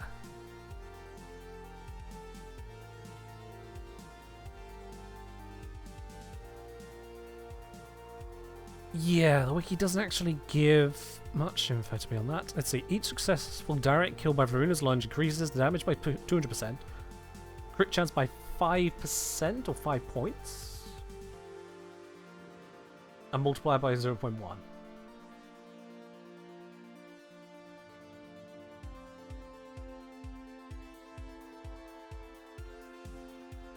Now, I don't think that's exactly what it means. That seems badly written.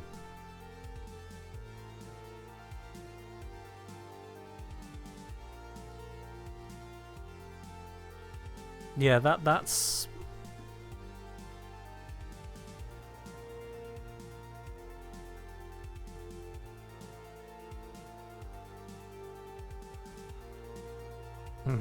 Okay. I do think that is badly written. Shrouded Dinar.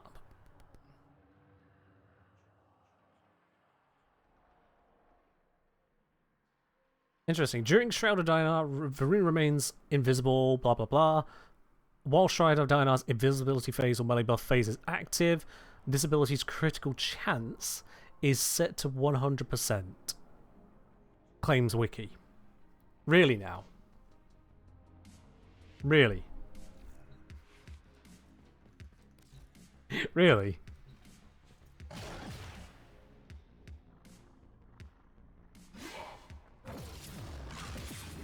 Yeah, that wasn't a crit.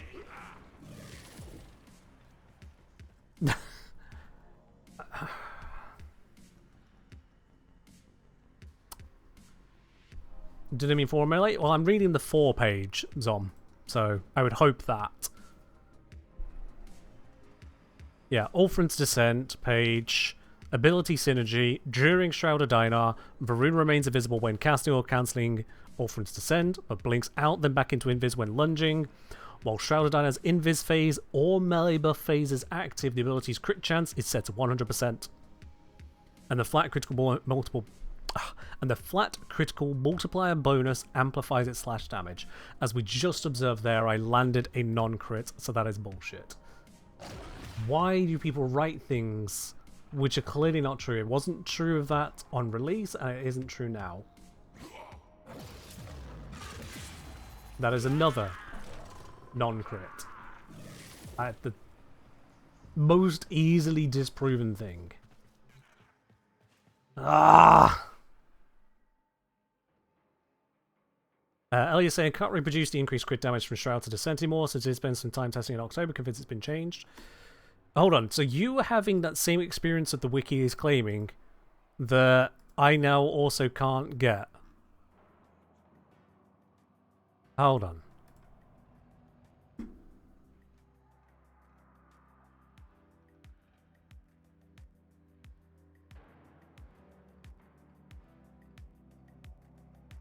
Not seeing anything in the comments recently to mention on it either. Okay. Did we manage to farm it quickly today? Yes, I got it in like 45 minutes, I think. Don't tell me it's a simulacrum thing. Oh. Okay. I hate that you've just said that, Squarebow. But you're not wrong. Simulacrum does seem to have a mind of its own sometimes, and if we're getting mixed results from people... Mercy. Okay. Let's do the weakest of missions. Let's do the weakest of missions. Reason being, I can very reliably activate the extended Shrouded Einar buff with a melee attack. There is a large platoon of Grenier Marines stationed here. Leave no one standing. And then we can see if I reliably crit. Oops, I missed. That's a crit. That's a crit. Ah, I've got Avenger active, but... Oh, non-crit. Wait, was Dino still active? I don't even know. And I'm out of energy. Rather, I am low on energy. Fuck it, pizza. Right. Active. Flak. Extended buff. Non-crit. Not 100%. Alright then, cool. Easy peasy, lemon squeezy. Detail verified. Synergy doesn't work. Observation. One does not crit buff for in any way.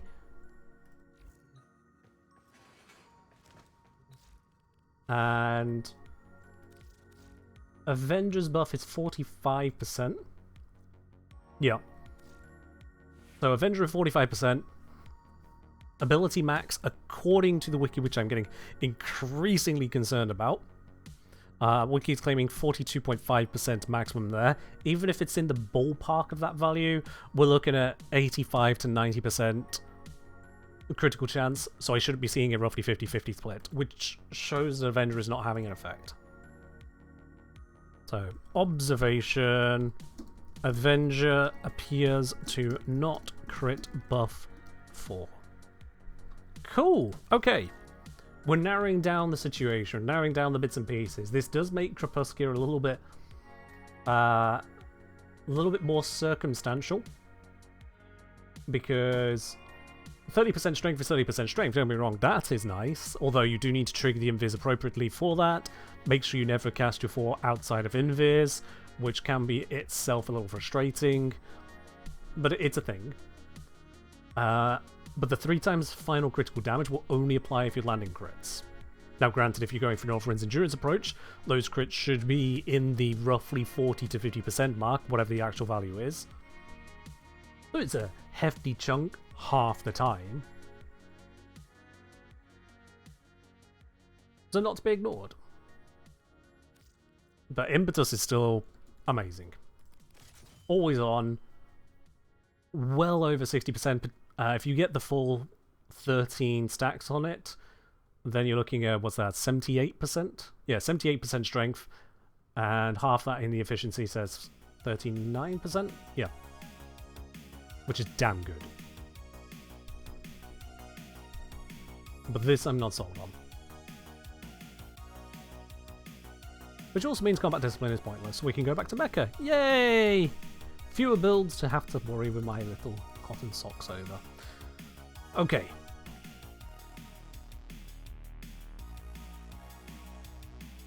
Now Mecha I do really like here for VORUNA because you'll get the status spread coming out of Fangs of Raksh, and if you can get the slash from Orphan's Descent to match with a slash from Fangs of Raksh, you get a powerful slash spread. Part of the problem with the Mecha set is finding the right enemy to be affected by it, and then stacking the right damage onto them at the right time. This spreading powerful slash in an area will then hit the marked enemy. The marked enemy is taking more damage because of this. The marked enemy dies so much more quicker to it, which then triggers this to spread it to even more enemies than this ever could. And because of the way that this seemingly reapplies far more status effects than it ever should, this will not just spread, it'll spread. Superpowered by this. So the synergy there is honestly bonkers.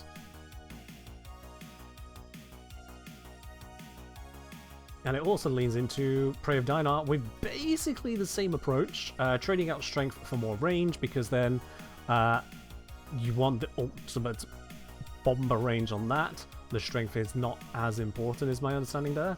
I've still got some testing to do on that, so we'll come back to it in a moment. Okay. So why was LU and the wiki both getting different information with regards to the 1-4 combo?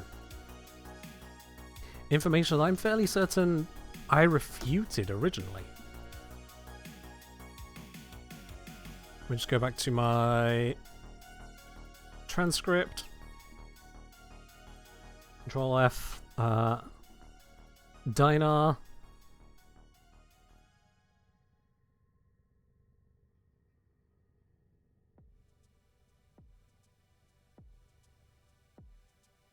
Okay. VORUNA's 1, blah blah blah. So if you have that from Dinar, that's still on Dinar itself. That is still Dinar, that's fine.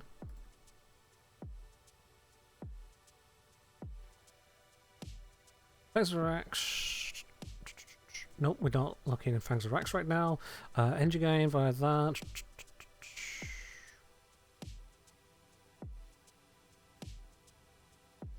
Got a note about combat discipline to help you pick up health orbs. Yeah, that day's gone. That's cool. Orphan's Descent. Despite it being an ability, it's not a melee attack. It benefits from melee bonuses of Shroud of Dinar.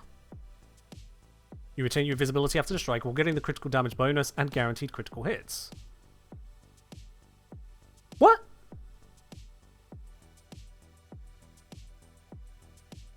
What? This... Okay. It's a bug then. It's a bug today. Oh, so glad I had this video back from past then. Right, let me reread this section over. In a further patch after the initial release of VORUNA, DE added some critical stats to Orphan's Descent. It has a base 20% critical chance and a 1.5 times critical multiplier. It is able to gain 5 percentage points crit chance and 0.5 times critical multiplier of each direct damage kill. The crit chance of this ability cannot be boosted by things like Smeeter's Charm nor Arcane Avenger. That all said, you don't need to worry about those base crit stats whatsoever. You see, despite Orphan's Descent being an ability attack, not a melee attack, it benefits from the melee bonuses of Shroud of Dinar. You retain your invisibility after the strike while getting the critical damage bonus and guaranteed critical hits. With base strength, this means your first leap deals some amount of damage. Yeah, so you'll get base damage climbs to 10,000, doubles again to 20,000 if you got out his status, and then the crit bonus brings it to 110,000.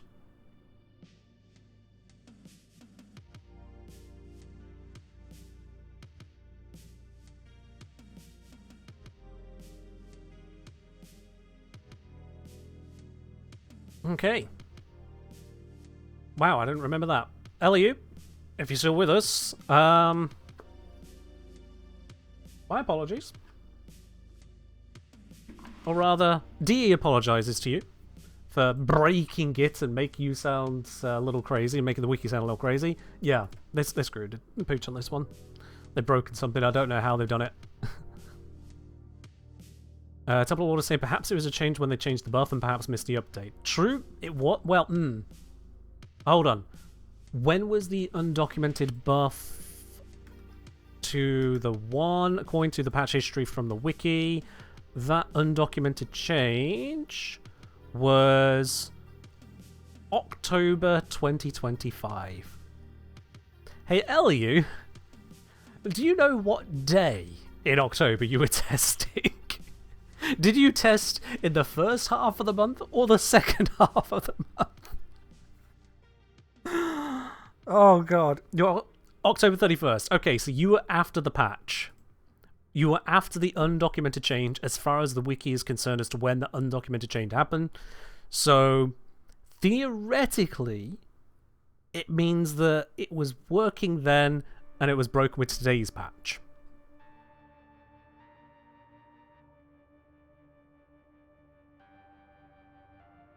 Oh my god.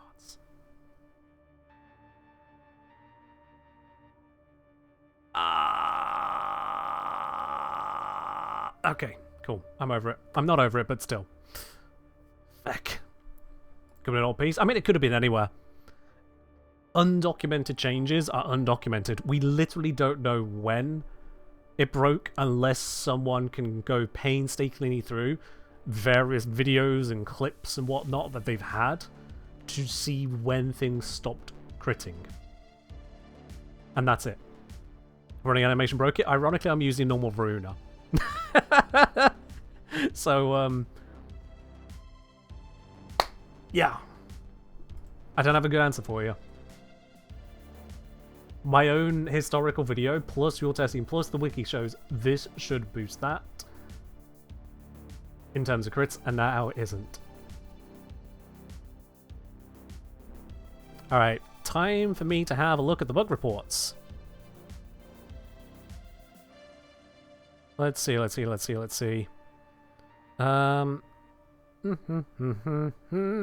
it? There we go. Has anyone reported this yet?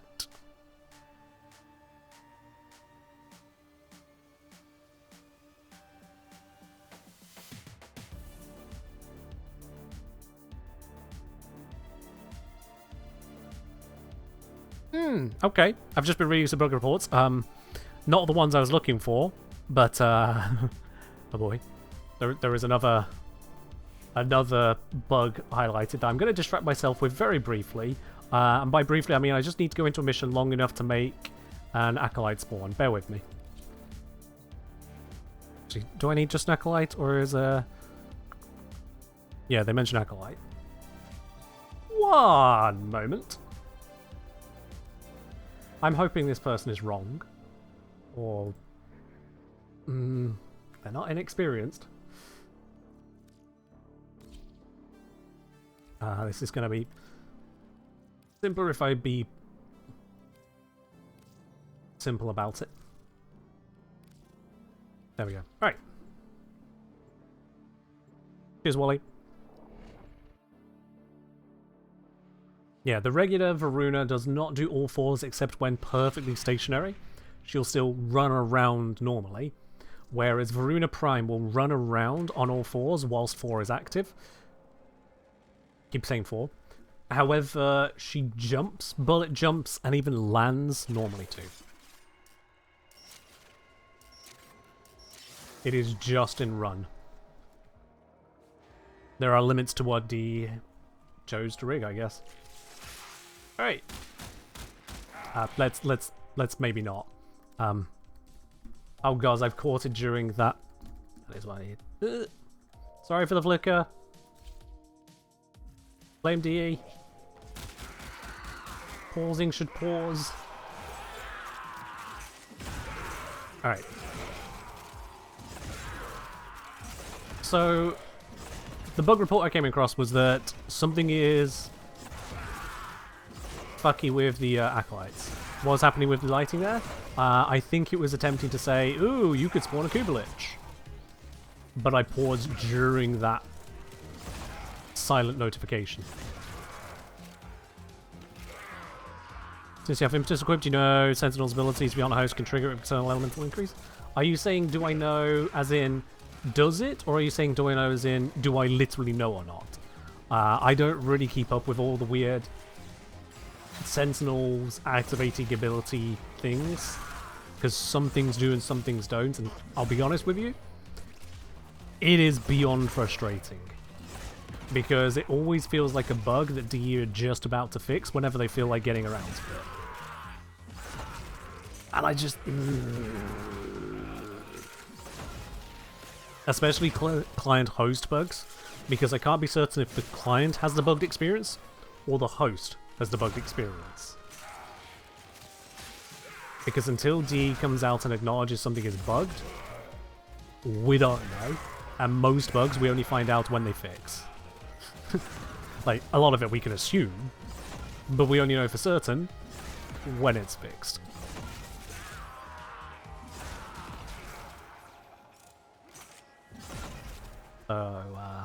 Yeah. I try not to think about it too much because it genuinely infuriates me. I know that developing a game this complicated and this old is... It's fraught with problems. It's just going to happen. It is honestly impressive the amount that DE can pull off with a game like this. The number of active entities, the various damage interactions, ability interactions, weapon interactions, the multiplayer aspect of it being as relatively smooth as it is. The stability of the game even on older systems. Like, there's a lot of good. But my god, does it lead to a lot of edge cases that want my brain to melt. And I'm sure many of you as well.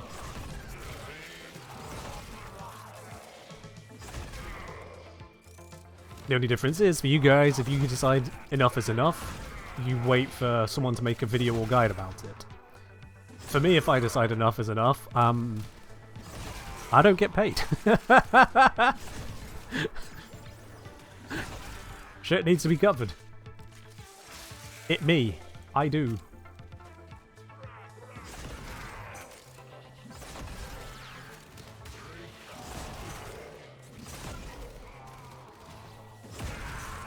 Sometimes it feels like I'm trying to find dark matter with a wet sponge as my only tool. I'm just going to keep on scrubbing and see if some invisible matter clings to the gravity of my sponge.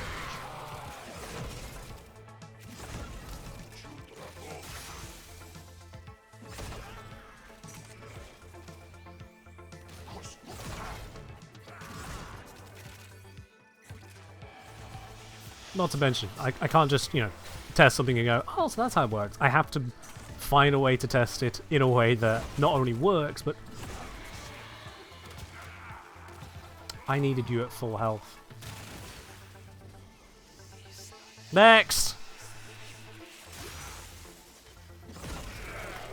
I completely zoned out there whilst talking. Oops. My bad, we'll get back to it in a moment. We need another acolyte. I broke that one. I killed him. I mean, if anything, it already proves that I don't need to be as concerned, maybe. But, yeah. Dang it.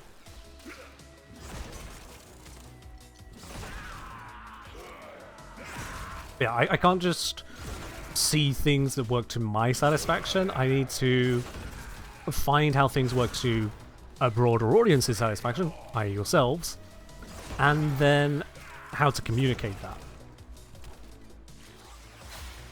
And to top it all, I don't know what bit I'm going to investigate is actually going to turn out to be worthwhile. Yeah, I can test 20 odd different things and end up with 20 bits of absolute crap.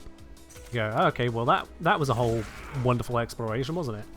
If I make a video about 20 different weapons being 20 different versions of boring and crap and useless,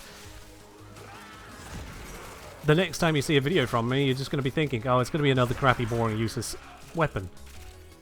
I'll just watch something else. If you ever wonder why so many creators feel compelled to post broken, busted, So powerful, godly, epic. It's because that's what everyone wants. I'll be quite honest with you. That's what y'all want. Those of you in the minority. Tragedy of the majority, I suppose.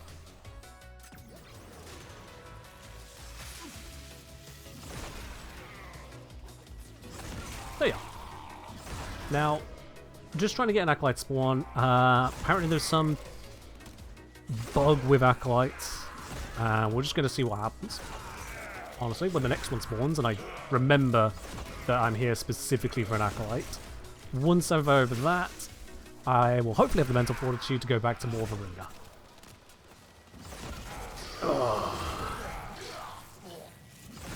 Chance-based mechanics are painful to deal with.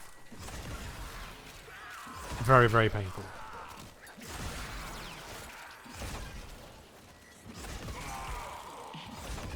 Luckily, the Zorus still slaps. You know, nothing has changed there. Zorus still slaps.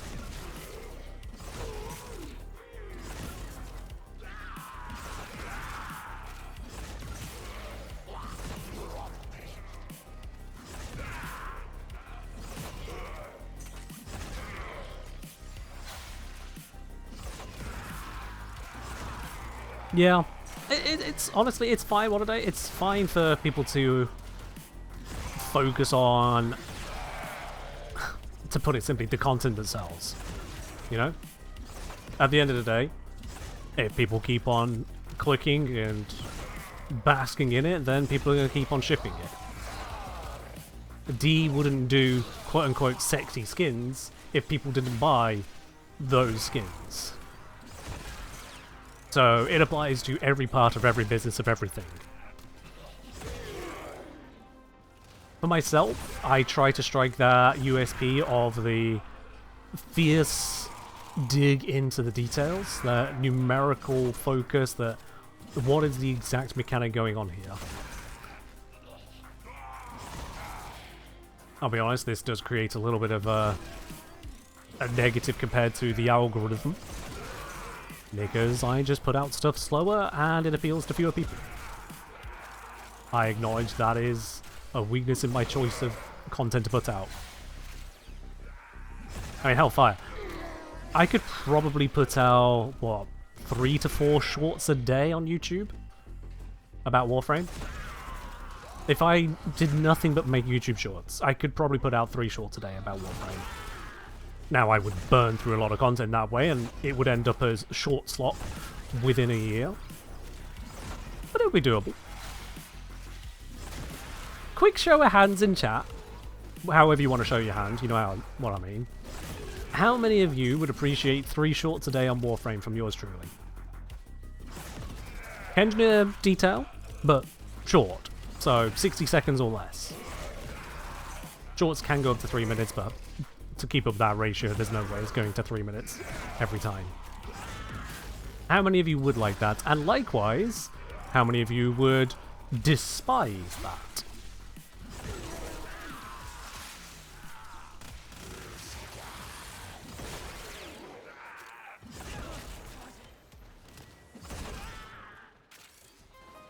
So you see, with the quote-unquote established audience here, that would be disastrous, right? Now you're saying, probably wouldn't like it, but I'd still watch. Elio, I think that might be the most honest answer we're ever gonna get. That might be the most honest answer we're ever gonna get here. And to be honest, I know myself too. I have a little switch I can turn on my browser, which will redirect any links to most Reddits, any links to YouTube Shorts, and links to a couple other places, to a single page I've created that just says, "Welcome back, Ken. Was it worth it? Go somewhere else." To try and... Oh, it's time. Right. Gun. Okay, high violence. The bug report needs more information. That looked completely normal. Violence just fucking evaporated. That wasn't even a challenge. Violence just died. I didn't even really use the gun that much. I just charged it up a bit quickly then, in terms of its kill stacks. Yeah, no, that was... okay. Yeah. Alright, cool. And so we learn the importance of clarity and purpose. Yep. What did the report say? Issue with damage attenuation, weapons doing significantly less against acolytes, especially incarnans. Cannot duplicate. Alright.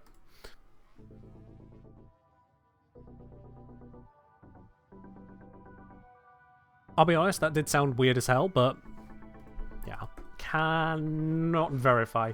Maybe, just maybe, someone needs to check their gear for a dragon key. Just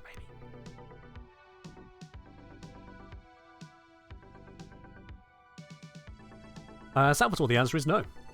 The answer is no.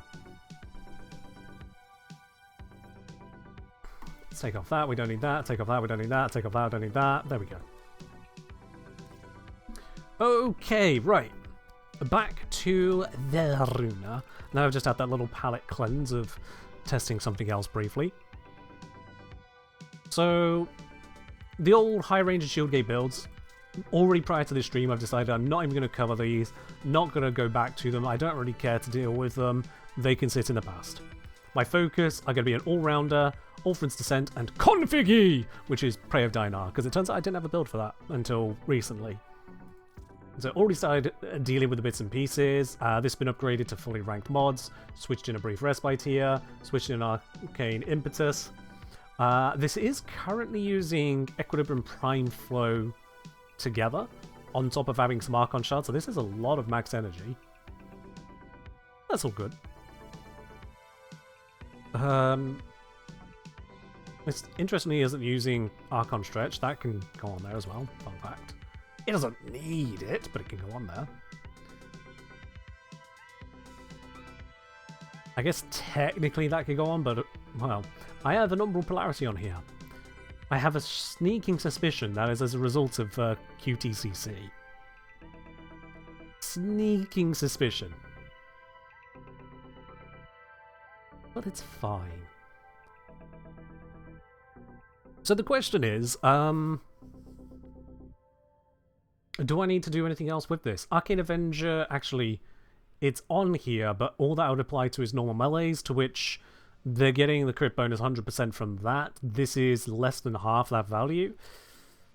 I don't think that's worthwhile. I'm going to drop that off. It's got the crit bonus on how that applies. That's all good stuff. It doesn't apply to this. This should apply to that. Bug.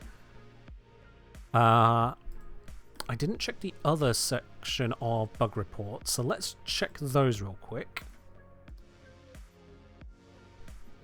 Where are they posted?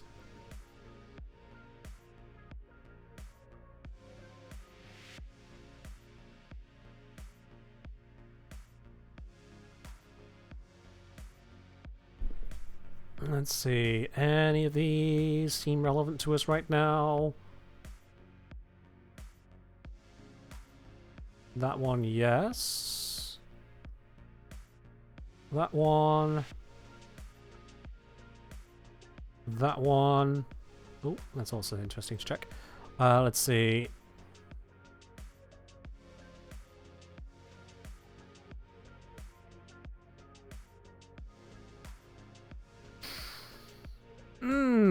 Okay.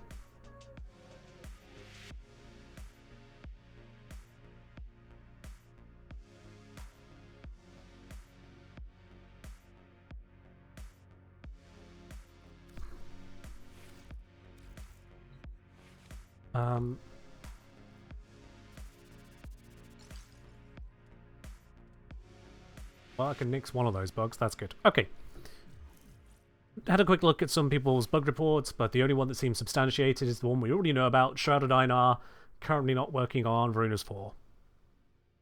So I will pass on those details to DE. I'll put that on as high a blast as I can, because that obviously does not need to continue to exist. This does mean that build testing is broken. I can't adequately test the full value out of this right now, because the interaction that's supposed to happen, I straight up cannot access. I just can't. So that's problematic. That is problematic. Nuclear Pork Chop saying, love circumvent on Voruna. So leaving into crowds could roll through Yoink Shield's armor and overguard. Okay, I see that. Not really my main focus for her, but I see it. One big issue with Voruna is the changes that happen to anything other than Voruna. So, if I go once again to my original video on Voruna, and I search this, I should be able to find it. Here we go. I'm sorry, I've just been going through a section I just find. I'd love to show you such and such, but unfortunately it was bugged at the time of recording this. God damn it. Ah! This hurts so bad. Anyway, let's see. Damage scaling, damage scaling, damage scaling. Here we go.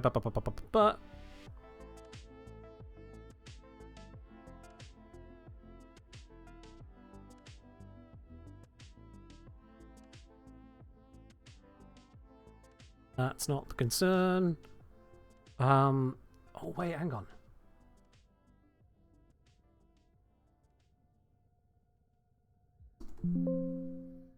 I didn't put the details in this video. It was in the second Voruna video.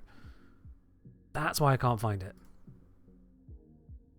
Let me try that again. Find you. There it is. Okay.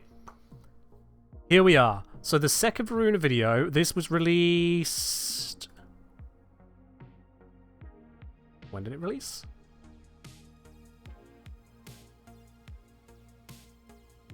Voruna. This released August 2023. So it's been a moment. It's been a moment. And I quote from here, a 5 million damage hit will give you a slash proc dealing 1.75 million damage every second as true damage. For comparison, a level 9,999 Steel Path Heavy Gunner has 805,000 hit points. Even without the viral status effect, with this amount of damage, you'll guarantee its death. And the death of any other normal enemy. And the whole 5 million damage to 1.75 was with the viral procs in effect. So, Heavy Gunner, 805,000 hit points. Are those Archon mods? These and these, yeah.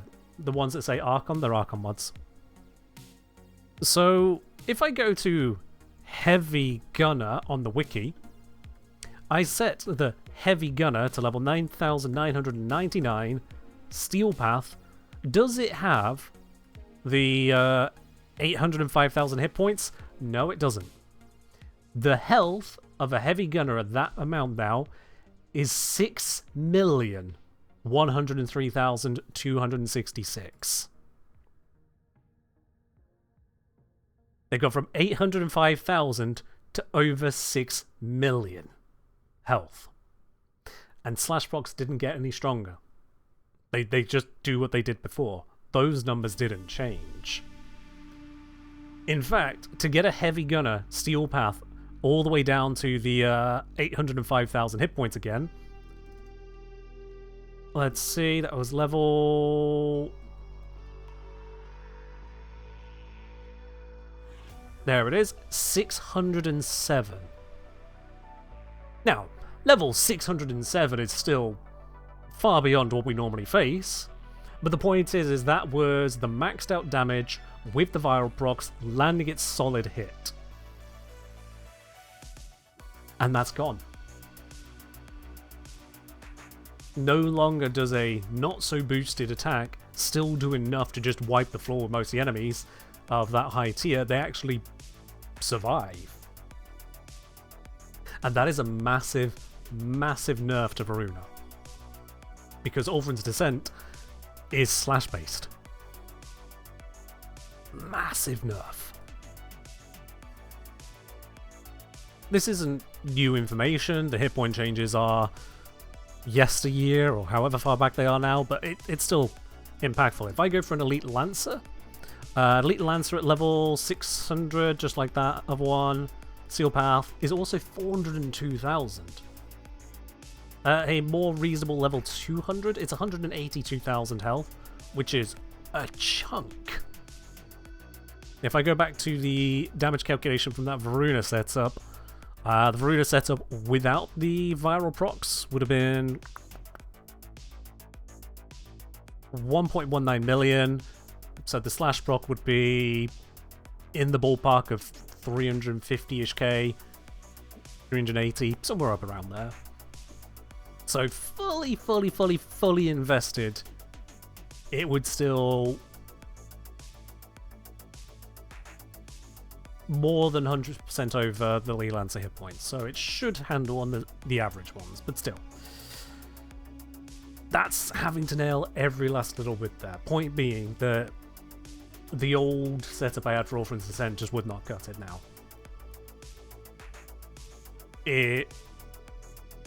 You would run into a lot of enemies that would resist. It means that the AoE effects are probably less effective. The breakpoints as to where she starts needing extra help start rising. The issues compound. And I recall it being a bit of a heavy work setup originally. Does it need to be a direct damage kill for it to stack? I believe so, yes. I think you need to directly kill the 4 for it to move up the charge, up the power. Whereas the slash proc kills recharge it, I think. Let's verify. Let's verify if we can. Let's just grab that at the moment, take it in, quick test, see what happens.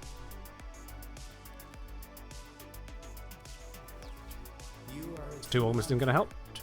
Yeah.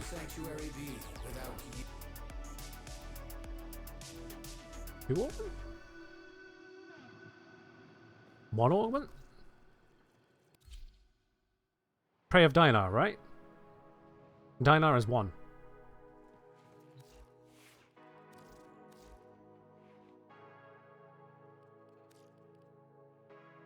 Yeah. Yeah, there is no other augment. Yeah. Alright, anyway. Let's grab us... Okay, let's grab the butchers.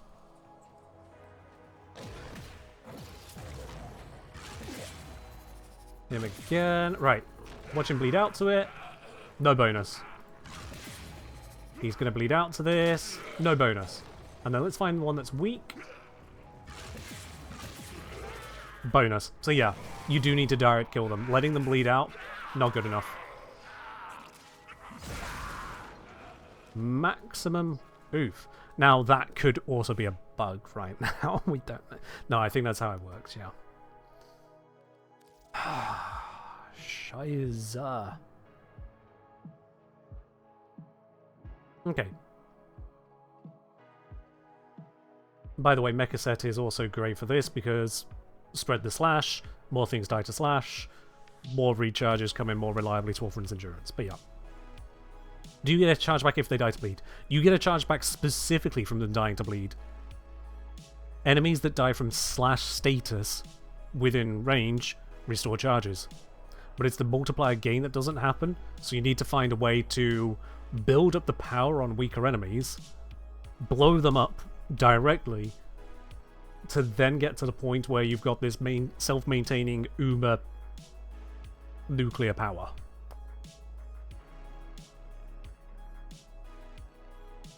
So yeah.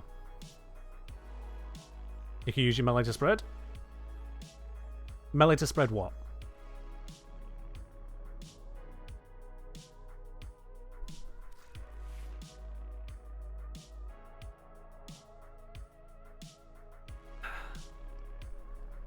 Because if you mean just like the stuff from that, yeah, but that's just on target death. Photo 2? Yeah, you can just shoot them.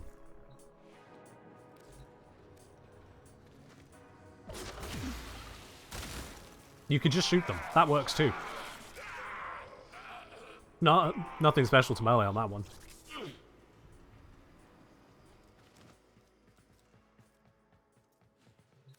No. Okay. So, big ol' takeaways. I'm trying not to let myself get stuck on that enormous bug between the 1 and 4 at the moment. I'm trying to just completely get past that. Kind of hard to, but it's a big damn deal. All-round setup. Originally, all Friends said was just kind of there, and it's still just kind of there, I'll be quite honest.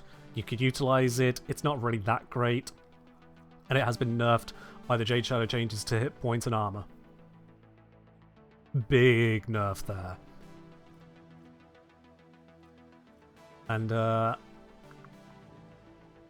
once this is up and working again, it's still going to be vulnerable to that. I wish I recorded some of the testing I was doing earlier with normal VORUNA. I wasn't recording because it's going to be a VORUNA Prime video. I wasn't going to need normal VORUNA footage. But if I was recording, I could have seen if that was buffing this at the time. That's frustrating. That is frustrating. As also, there was a build of VORUNA using that one augment. Zom, we've been over this. One augment. Come on. Stop telling me there's an augment for Fangs of Rax. There isn't. But anyway, yeah, using that and Blood Altar. And yeah, I'm aware of... I don't think I ever actually built around it, but I am aware of the Blood Altar thing. I think DE patched it out, though. Something in the back of my mind says DE went, yeah, no, that's not supposed to work like that. Hold on, Blood Altar... Patch history, please? Might need to go through the Garuda page for that.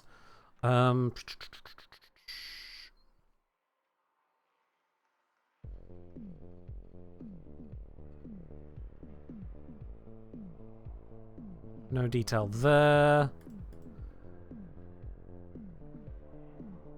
Is it on the VORUNA patch history? There was the fix of VORUNA's Prayer Dino applying range twice, but that's not it.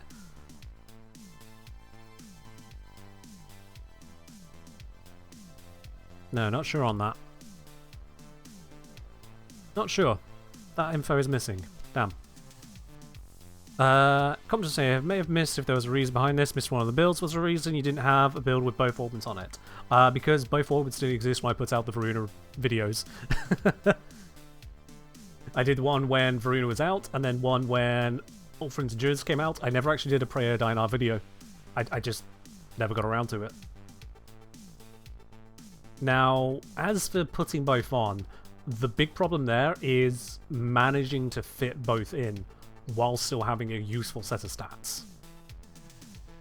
Because Prey of Dinar wants shit ton of range. If you've not got a shit ton of range, you're not spreading stuff far. If you're not spreading stuff far, what even is the point? And it used to spread ultra mega super far, like 100 meters far. Now it's not quite as big, but with this spread radius, you got 16.45 there. This increases it by 2.5 times. So that is 40 meters? That ballpark? Yeah. About 41 meters. Which is still good. How many 41 meter omnidirectional AoEs are there? But to get power out of that, really, you need your 1, you need your 2, the 3 is your sustains, you can't really get rid of it. So if there's any manipulation to be had, it'll be with the 4. But the 4 is also useful for keeping up the invis on this, because only whilst the invis on this is active can you utilize it. And to be honest, Mecha Set works amazingly with it. Now, All Friends Endurance... You need the strength to stack it up, you need the strength to keep it up. To have the strong enough power going out. Rolling Guard doesn't need to be there, that can go away. not having the range of overextended. So we'd want to go with this and offer endurance in there somewhere. What can be swapped? If you take off arc and continuity, you're in dire straits. Take off stretch, you're still at 190% range, but it's losing quite a bit. Take off equilibrium, you're asking for pain. I can't put on equilibrium shards because I'm using flow shards, effectively. There's one or the other. I could risk dropping off these, but that's a big damn deal for starting energy as well. And if you drop the Umbral Intensify, this drops to below 100% strength before Impetus kicks in. That's a toughie. Kate Key does not want to be here. Fair enough.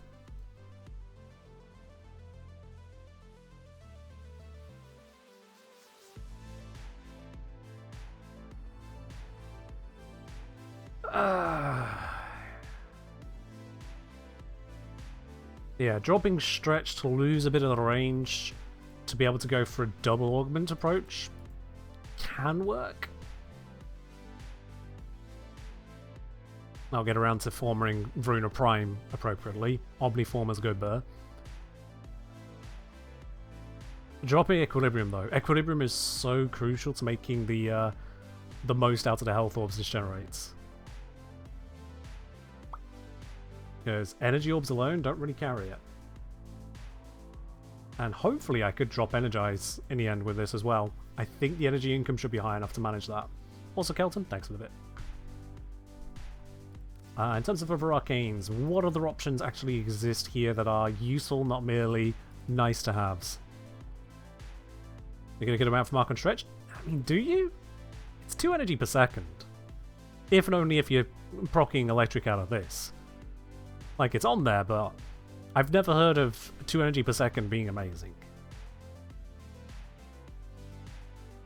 Bear in mind with flat efficiency on this, granted we could get up to about 30-ish% discount, max 39% with that. But if you've got your cycle of this, this, and this, that's 175 energy within a, at best, 18-second period. That's a lot more than 2 per second.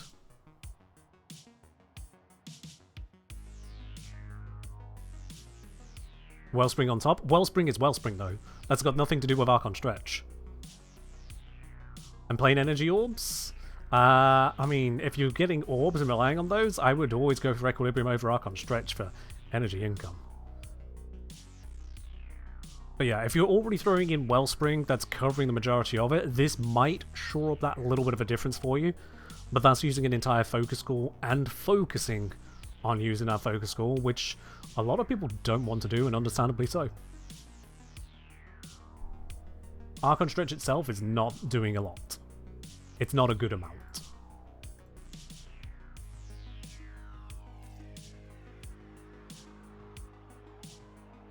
Oh, Chord Search. Yep, still no drops here. Those were, what, a couple weeks ago now? Something like that. Axel saying Crepuscular Multi Augmented Cure over Energize. Yeah, Crepuscular I wouldn't use with this because I'll be honest, the mecha set is just that powerful. I suppose you could try and get a mecha Cuirass together. That's a very niche setup, but it would work. Mecha Cuirass Crepuscular.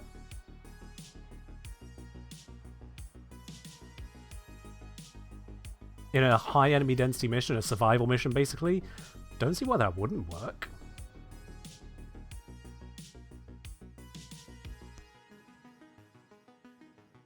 My only concern would be killing too well, causing Cuirass Invis to drop, and then you have to wait to re-enable it before you dare re-enable Shroud of Dynar, because otherwise you can't get Crepuscular.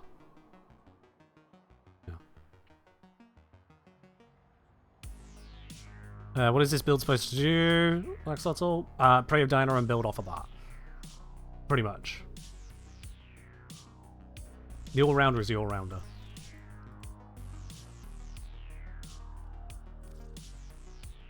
Yeah, outside of Crepuscular, Bolt Augmented, yeah, Bolt Augmented is a good old reliable, here's just a chunk of strength if you've been doing a mission for a moment.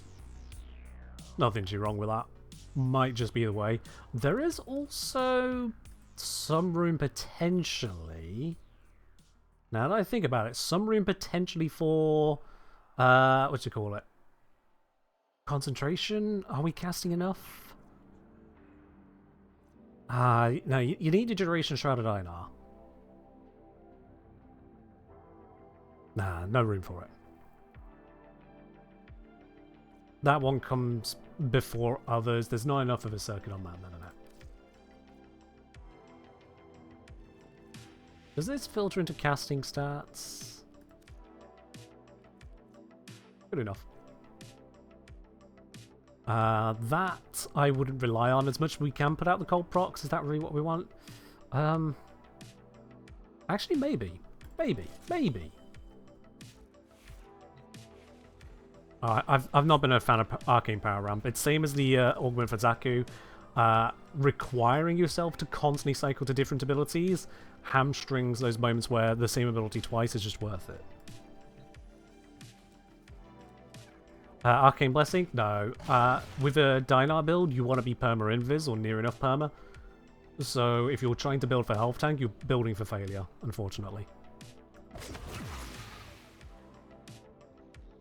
Nice one could work if you keep using 2. I mean, you're going to be using 2. That's the whole point of the setup. Is that you are using 2 on the marked target. So he's frozen. Spread it around. Okay. So, like, that's showing at the moment.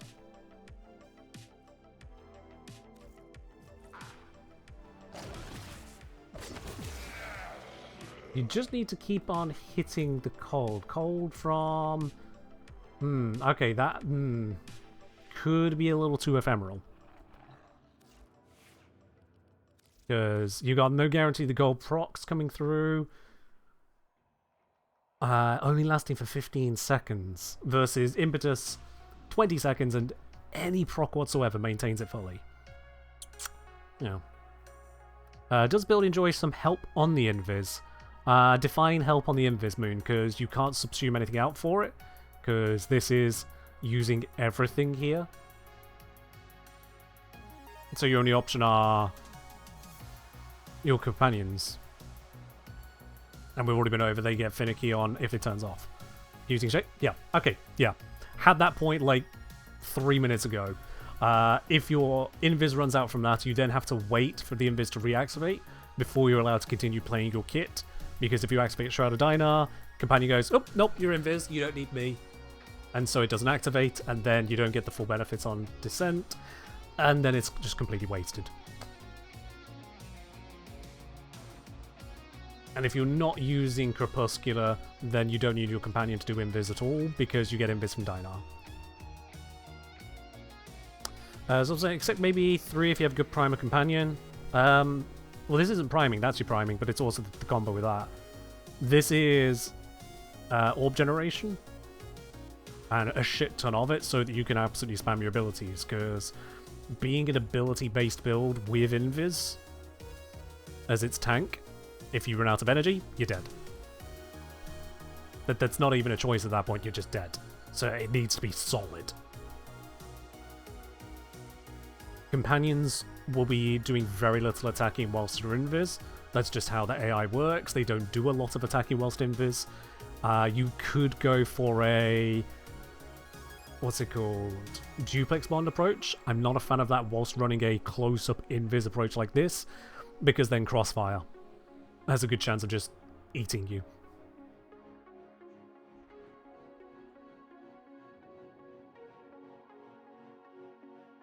So yeah, no, I'd still be against that, to be honest. And what's the best case you can get out of it? Vulpaviolet? If you go Vulpaviolet, you're losing Mecha Set to do what? Considering the power of the Mecha Set on a status damage built frame. Arcane Eruption for CC? We don't need CC. We're invis and killing in a nuke. Invis Nuka definitely is not a CC setup.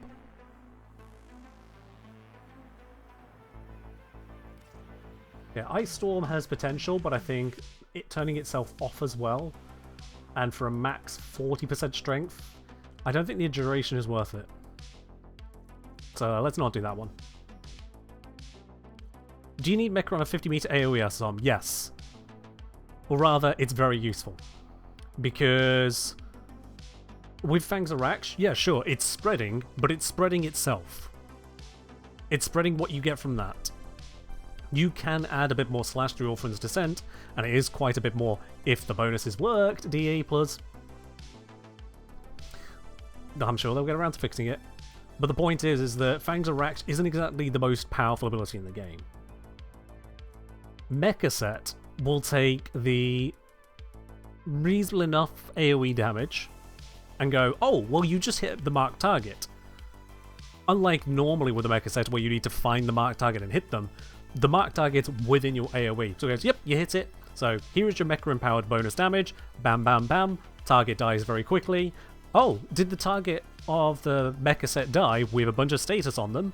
Well, let's just spread a whole bunch of that to everything else nearby.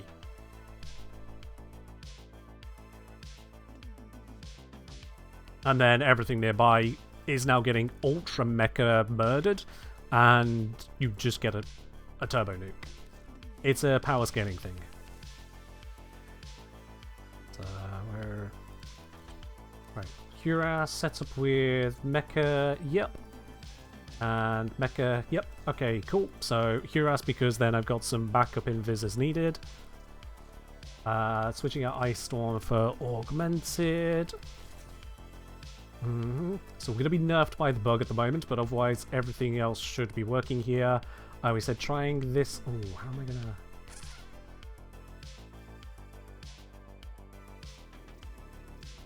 Well...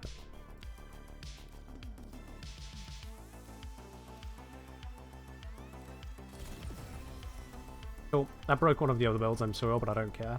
Right, using that, I can now go... like this. There we are, so we're trying that. Probably won't work, let's see. I mean, it's not a case of probably won't work, it's more, will it work well enough to satisfy? And that's impossible to measure given the current bug, but we're going to try anyway. Just make sure I'm not missing any other details here. I've got my backup weapons, got Zeneric as a backup as well. Nice fast roly-poly. Let's go into Lua. Let's go into good old Circulus. I'm not going to do the Vischer. Just try and mitigate the number of negative impacts.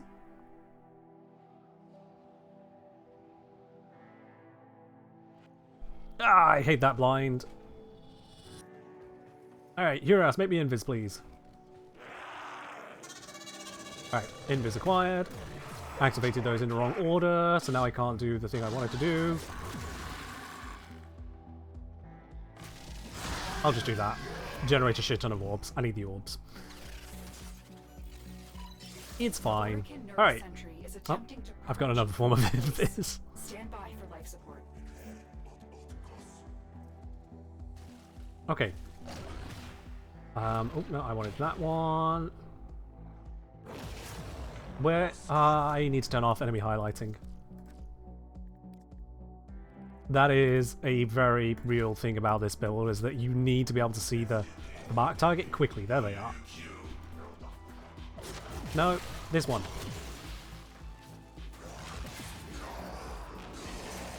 We just got a mecha explosion there. Spread it out that much further. Re-up this, hit you. Another mecha explosion. There it goes. Why is the target all the way over here? Oh, okay. Just hit that guy instead. Re-up this.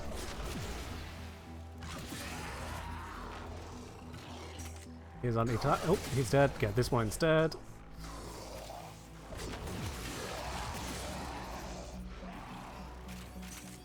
I've only got one successful kill with Orphan's Orphan's Descent so far. That's fun. There's another. There's another. It's scaling up. It's getting more reliable. That guy died before I could hurt him. That's an Exma, so he'll probably survive this. Yep. Didn't get the kill with the 4, but that's fine. Where's target? Target's over here. It's another Eximus. That's unfortunate. We're going to burn some charges on him. There we go. Mass refill of the charges there. That guy should still spread. Oh yeah. I don't know where the mecha target is at the moment. If I have one.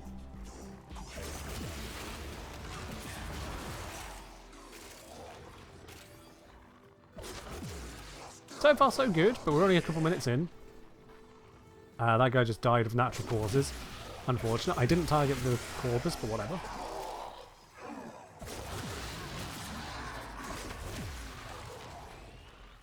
We up invis, smack that guy. Okay, so we've hit maximum on endurance, which is good. Charges are maintaining because we got good slash output. This is holding. Just got here, she may have already tested. Yeah. Duo attacks trigger grain power. Oh, I actually, nope, didn't test that one recently. Oh, let's miss. Have to hit that guy. There we go. Is there a way to see which kills are from companion? There are not.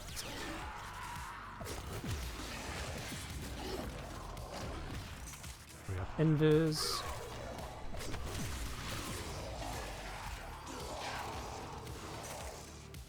Oh yeah, that is chonking away at them.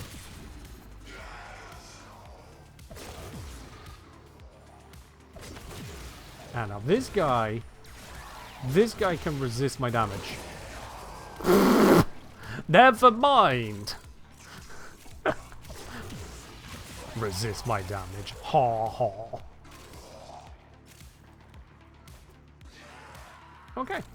So with the consistent bonus to our damage and crits on R4 as a result of using the augment on it, this is working better than the setup I was testing earlier off stream, which was without the 4 augment.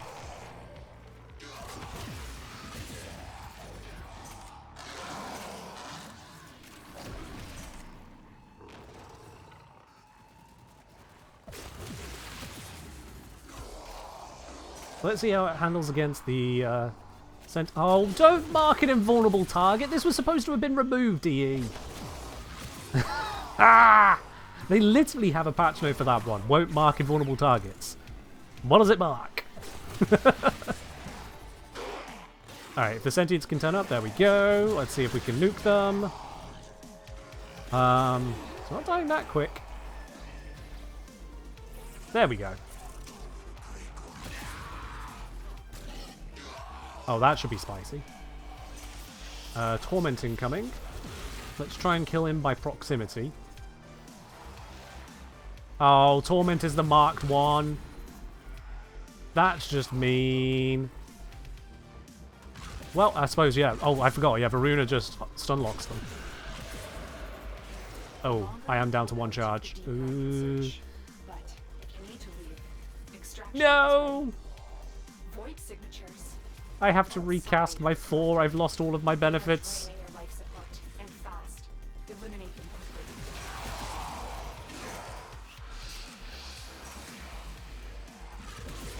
And the Acolyte is still alive, damn it, and there's so much going on around me, I am invisible.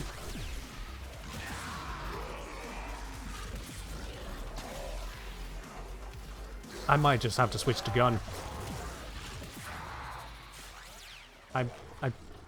Too much on my screen, damn it.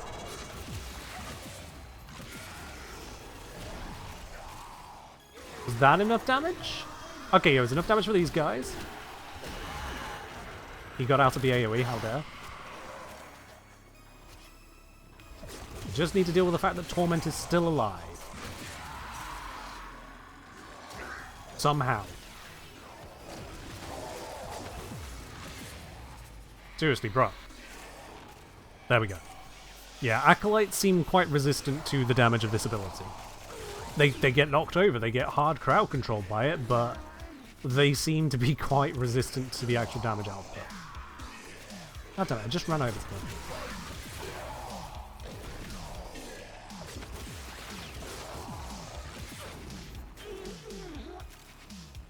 Now that has taken an absolute chunk off of my life support. We'll see if we can get that back. It might just be a case of use gun on Acolytes and the Thrax. Which, whilst I'm not against, it does mean we reset our 4 every 5 minutes in this mission. And that could be a pain to rebuild.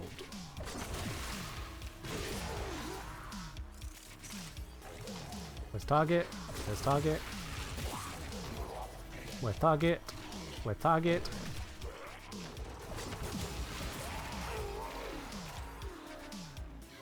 This is one thing I don't like about the Orbment, is constantly just looking around for next red guy. There we go. There's no sound effect to it, so it just appears. And it's like, okay, it's I know it's a random enemy anywhere within range, but does it have to be quite so literally random and silent that I'm just looking for the red through the cold and the damage and the walls? Yeah. Is that a real mecha mark? Because if so, that will... Yep, that wipes the room. Let's gather the loot. Target acquired. Target obliterated. Next target was dead before I could think.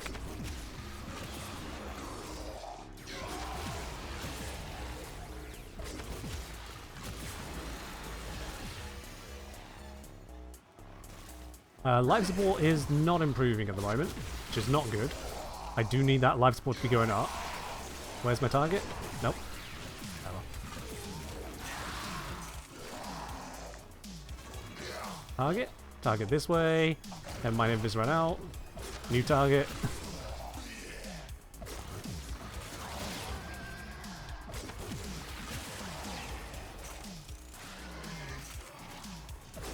Life support is beginning to climb. I've got my flow back. Not gone up a lot, but it is going up.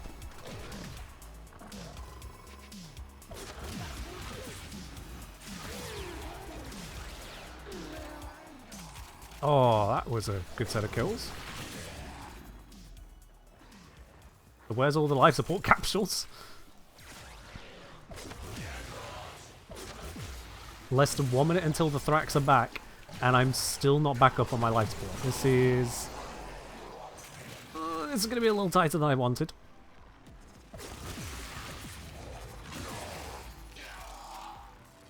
Which one's marked? Are any of them marked? Oh, it's you. Fucking...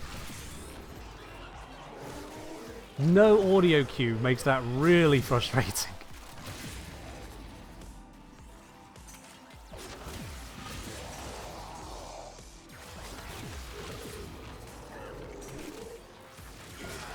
Oh, no, okay, he died before I slammed him. That targeted the wrong guy. Alright, managed to get the life support pretty much back up, so that's good.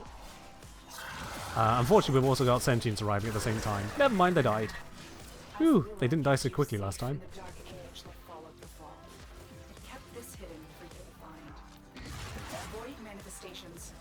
Oh, I pressed the wrong button and cancelled by 4. Shit. They will drain your life support unless they are destroyed. The whole point is that I have the 4, not lose the 4.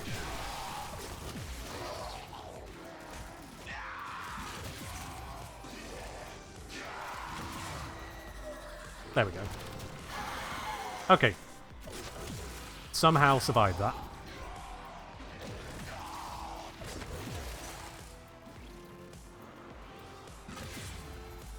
Oh, that was just too little damage to kill him. I'm trying to recharge my 4 again.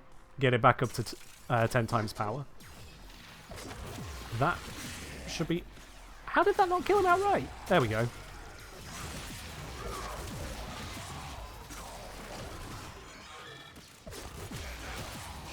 Fully charged. There we go. Where's my next red mark target? They're all the way at the back there for some reason. Incoming Acolyte. Can I kill the Acolyte with my operator? It would be very convenient if I could.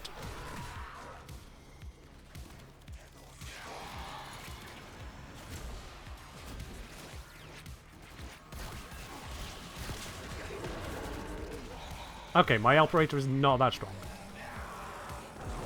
Can I not lose the 4 by doing this? Acolyte? Where the fuck did the Acolyte... What do you mean the Acolyte teleported away, let me use my ult and then teleported back? What do you mean?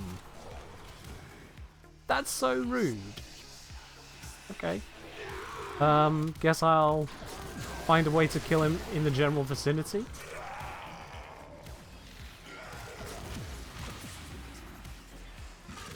I'm hoping that should put enough damage. That won't put enough damage on. There we go. Okay. Yeah, that was a complete waste of my time. I'm just going to switch to gun next time. Acolytes just resist the entirety of this setup. Although that could be a bug at the moment, according to one person. I don't believe it is. But what I know.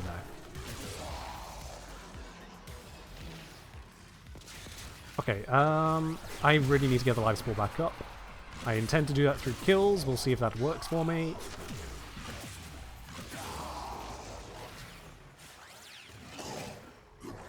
Red mark targets, red mark target. Where's it? Why is it this one?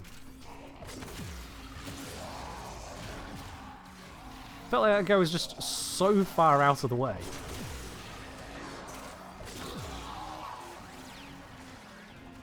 Everything's dying before I can reach it. Could be a good thing. Where's my life support capsules? Why are so few dropping?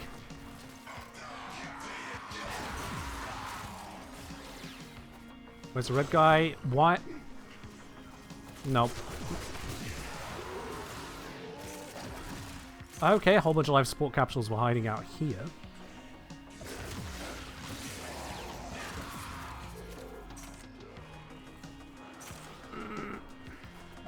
I don't mind it not being the nearest, but the fact that it has literally no audio cue to go with it, no flashing it's off your screen marker, no nothing, you just have to look around and hope you see red.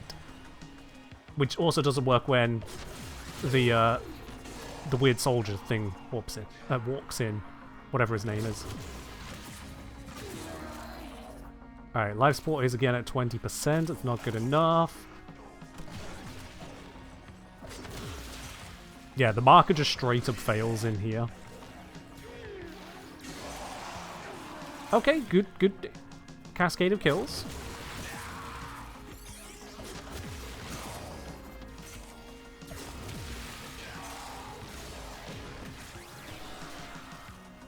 We just increased our life support by like 20%. This is good.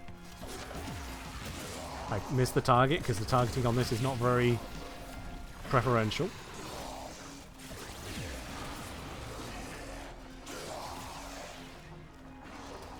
Life support's gone down 10%. Invisible, let's fix that.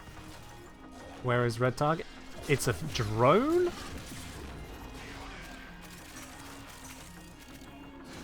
This is yours. Oh, no. Tenno, the void has summoned a new presence and it craves our life support. Destroy these manifestations. Let's just kill that, back into invis, re-up this, red target over here. Oh, it would be one of these when I've not got the power skill.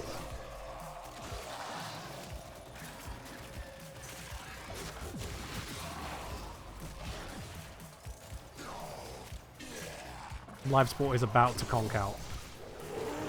I do not get this any further any faster. That's a Toxin Xmas. I do not want to be anywhere near that.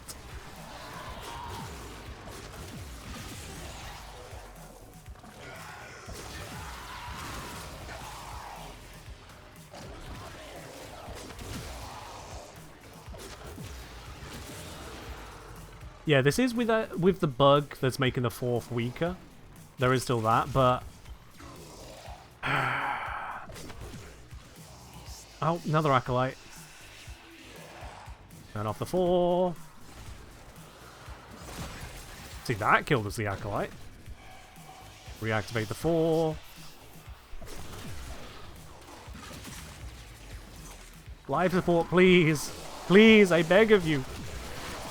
Don't make me run to the tower and lose this good farming spot. Okay, we got a bunch of kills in the area. That's good, that's good, that's good. Red target here. Never mind, he died. Not actually sure what he died to. He just died.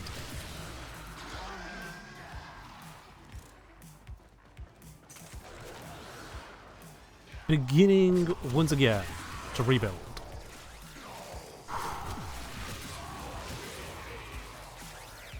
Oh, I'm visible.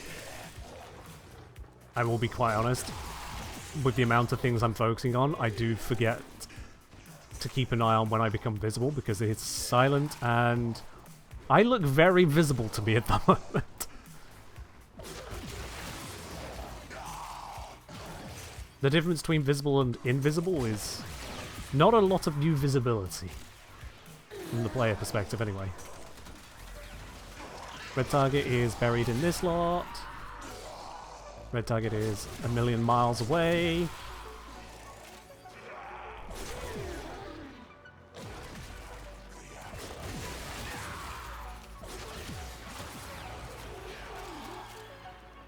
Red target, there you are.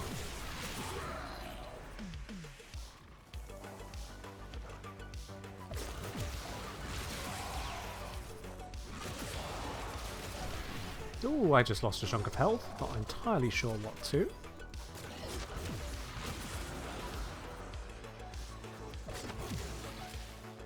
Stop running randomly. There we are. Oh shit, life support is about to fucking perish again. And this time, really, really perish. I don't think I can bring it back.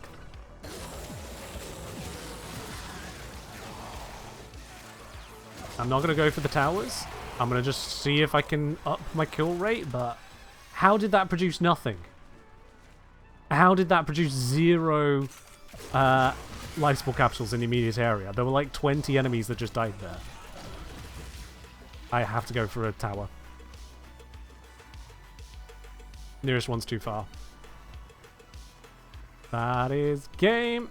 All manner of organs Oh! work here due to the Circulus's proximity. Oh, the save! The save! The save of a century!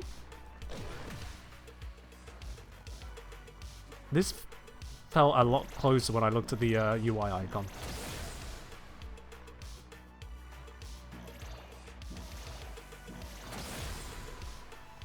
I don't have the tested evidence to back this up, but I have a theory that when a bunch of life support capsules drop and go uncollected, they impact the spawns of other life support capsules.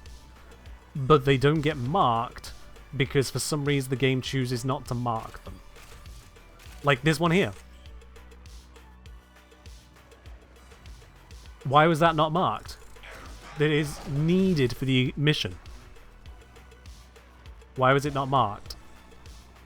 And the thing is, because they also will despawn, your RNG chance of the life support drops, which you're supposed to be relying on, just run out.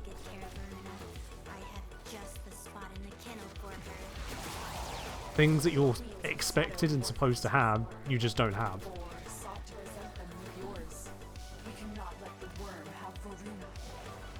These manifestations must not be allowed a foothold on Lua. Okay, I can't kill him with that. Destroy them.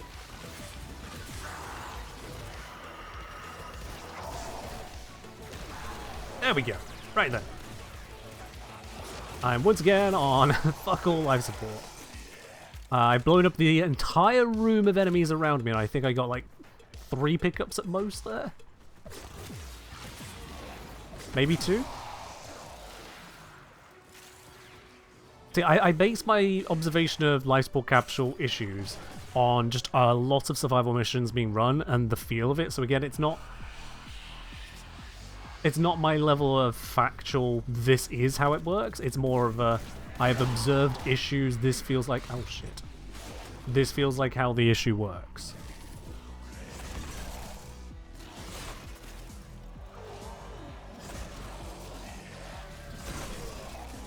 But what I have observed lines up with life support capsules decide to hide themselves from you just outside of detection range.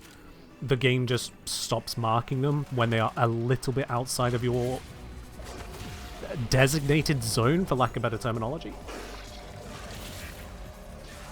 And the knock-on effect of that is then you just don't get directed towards the pickups before they despawn, you don't get the life support to maintain, so despite what should be a great kill rate, I am on 100 kills per minute here. I've been struggling for life support. Struggling.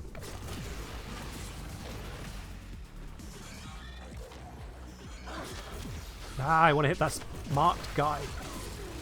There we go. Whew. Okay, I don't know what that guy died to. The death had finished and he just decided to join me.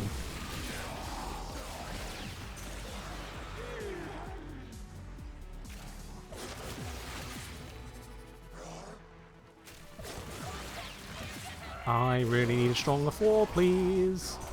The bug is not helping. There we go. Buff the 4. Did not buff the 4. Buff the 4.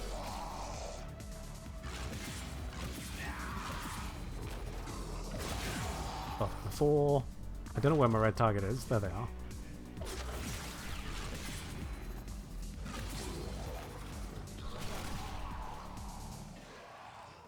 Here's PC, so many hours to console. Is it worth getting back into? Warframe? Yeah. Do you enjoy the game? I love it. Do you enjoy Warframe? Because if the answer to that is yes, then yes, it's worth getting into. Again. And if you don't enjoy Warframe, then I guess the question would never have been asked, right? So, yeah. We still call it Bugframe after all these years. They keep on adding lots of brilliant new content, but then also they have their hiccups. But as far as games go, it is still one of the absolute best out there.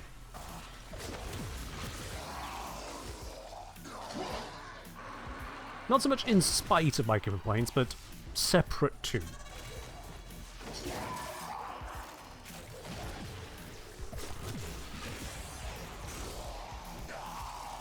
I'm only wondering if any major changes in the core game changed. I mean, I don't know what your time frame is, so yes and no, and also yes. Like, if you played the game 2 weeks ago and you're thinking of re-downloading, then no, the core gameplay did not change. If you played 2 years ago, quite a bit has changed. It's been about a year? Okay. Then it shouldn't be too much of a thing then. That said, Iron Label, what might help you is that at the start of this year, I did do a recap of 2025, the updates that happened and what that means for us in the game. So you can check out that recap over on my YouTube channel. !YouTube to link to that. So if you've been out for about a year, that'll probably cover the majority of what you've missed, the exception being Folly's Hunt, for which I also have a video on separately, so there you go. Do I have an updated build for VORUNA Prime? That is what we're actively testing. VORUNA Prime got added today. VORUNA Prime's parts are in the oven. VORUNA itself has developed a bug. Hold on. There we go. This should work. Obliterated. Alright, where was I? Yeah. In the process of testing VORUNA and dealing with the bugs. Did she get fleas? It's more that she forgot her abilities are supposed to have a synergy. A hard-coded synergy. So VORUNA is currently being a little bit of a rules lawyer, and we need her to remember she's actually a rebellious wolf. The bug is that her 1 is not crit boosting or status boosting her 4. And because that's not working, she's missing a hell of a lot of power on the 4. A hell of a lot. But she is also nerfed compared to her initial release. because of the changes that happened with Jade Channels. Old news, but still worth knowing to those of you who knew VORUNA from back when. As you can see, she can kill, it's just she has to kill in a different way. A pair of augments to get back what she had.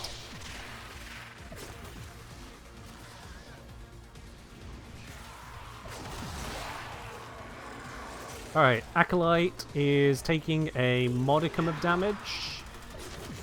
And Acolyte has been marked by my ability. Well, that just sucks.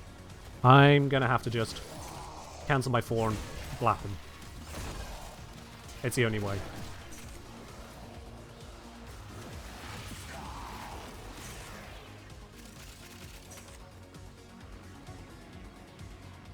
She's on all 4s now. Only in the prime and only when running. Not for jumping, not for various other bits and pieces. She is a little bit more of a furry now. That is the change to her 4 animation. VORUNA Prime is a little bit more of a furry. I'm gonna die doing this. Yep. Oops. My invis ran out. There we go.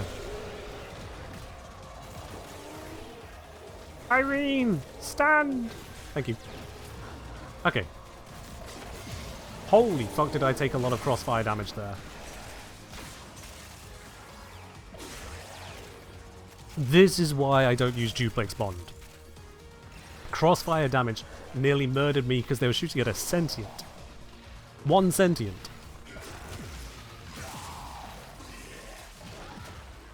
Irene is down again. You know what, I think I'm done in this mission. I've managed to keep it going pretty well, but I'm a little bit done.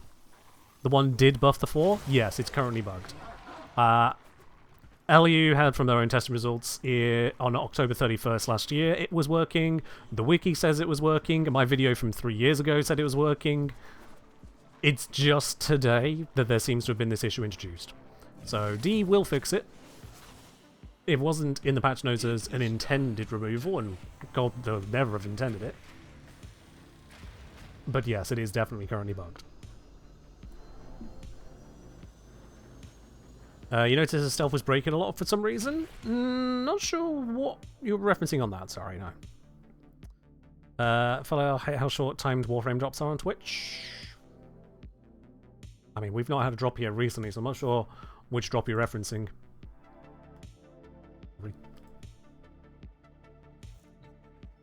Bug with VORUNA Prime not getting bonuses from Perigel Sarafang. Well, thankfully those are only small bonuses in the first place, but that should get fixed in short order. That should get fixed.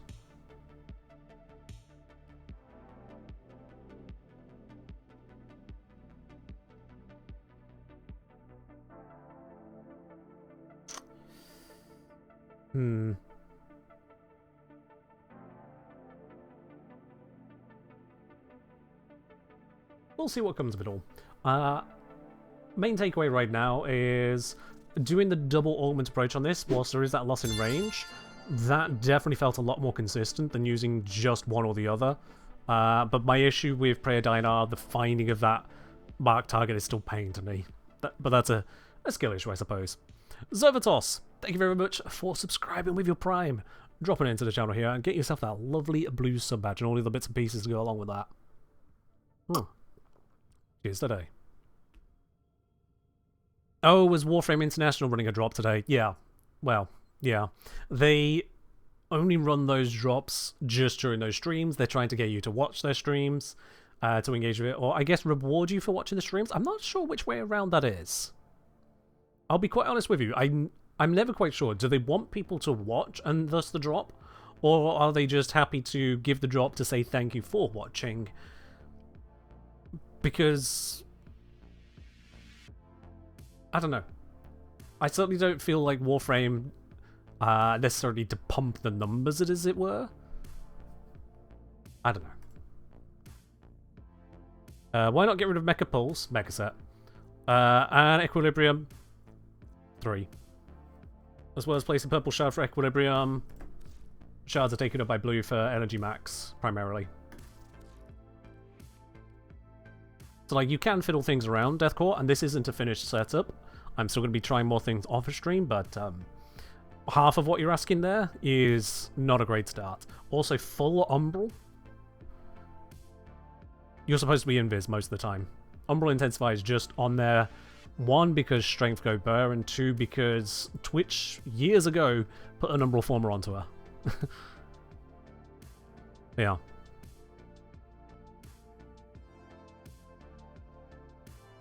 Ferris Elsis, I would distinctly remove the idea of charitable contributions with regards to drops in your mind. That's just no. No. DE cannot claim on their taxes giving out free digital items through Twitch. Absolutely not. Because it costs them nothing to deliver that. Or if there is a cost, it is certainly not on the scale of how much they would have received if people bought those items. Certainly nothing like that. I don't think Twitch charges for the drops because Twitch benefits from it. They want devs to give them the drops to get people onto their website. So I don't think Twitch charges for it.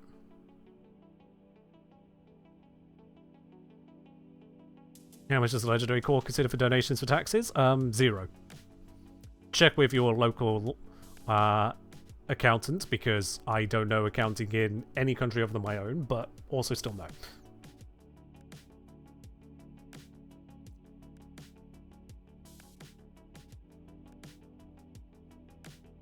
Sure, Ferris. Fair enough. I feel like there are more things wrong with the comparison than right, but it is what it is. It is what it is. Fella saying at least 24 hours would be nice to allow more streamers to stream Warframe more. If you miss the exact minute at the start of stream, you won't get the full reward. So the reward, if I recall correctly, for Warframe drops, they split it halfway between Warframe International and Warframe's Prime Time. So to get the full amount, you want to be watching both of their sets of streams. That's how.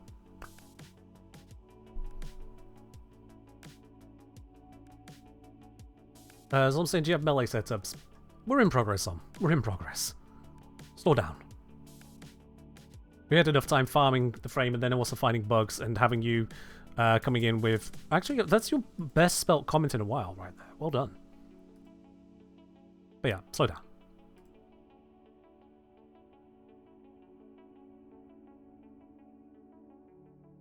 Now, the issue with having drops across the entire category for 24 hours is that, from Warframe's perspective, they want people on their stream, not on just the category.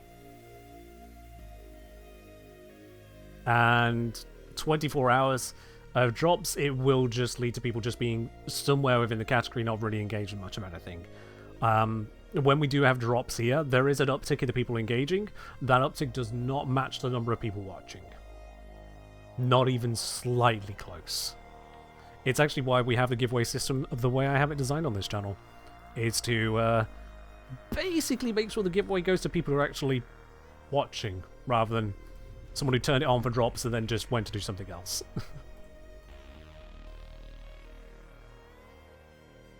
Breaking Thief say, hi, have a lot of respect for you, thanks for you guys on YouTube. Well, thank you, I appreciate that. Welcome into the channel proper as well. Unfortunately, you've come in at a little bit of an odd time, as this is roughly where I would start to end the stream. However, you have come in at a great time, because this is where one of those aforementioned giveaways would happen. And Templar is saying they want to support the streamers that are part of the ecosystem, so here's how they support streamers. They give us, who are part of the Warframe Creator Program, the ability to do a number of 75 plat giveaways. So how about we do one of those right now? Let me get that loaded up. Where's the button? There it is. That took me too long to find. It's my own computer, my own program. But all the same, let's get that loaded up onto here. And I am going to vanish myself off of the camera for a moment. Let's open up a drawer for a giveaway for 75 platinum. The way to enter is simple. You type into the chat, !enter. There is nothing else you need to do right this moment. !enter in the chat for a chance to win 75 plat. You'll see your name sliding on the screen here. I'm going to give you all a couple minutes to load that up whilst Mother Nature and I have a quick little chat. BRB. !enter in the chat.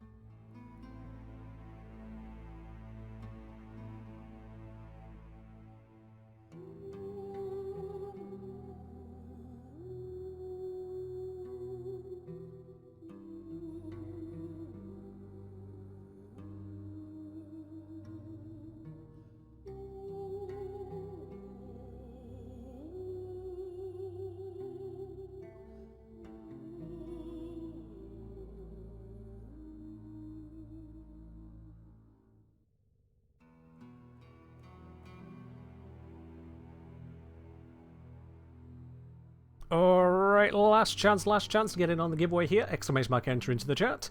If you've not already done so, we'll do the draw for 75 plat in just a moment.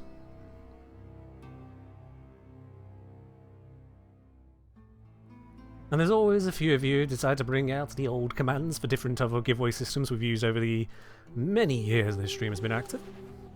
Oh my, Andrew of the 445 variety. Breaking absolutely no streaks, continue on with 5 gifted subs out to community. Thank you very much for that, Andrew. That's gone out to Vidonea, to Peppy Baker, to Expected Results, to Dibs, and to... I'm sorry, how do I pronounce that? Seelig Stardust? I think so, what that says. All the same, thank you very much there, Andrew. Much appreciated. If any of you got a gifted sub there, make sure you do thank Andrew for that. And Moon ALM with the 35 months of Prime. Much appreciated, Moon. Cheers for that.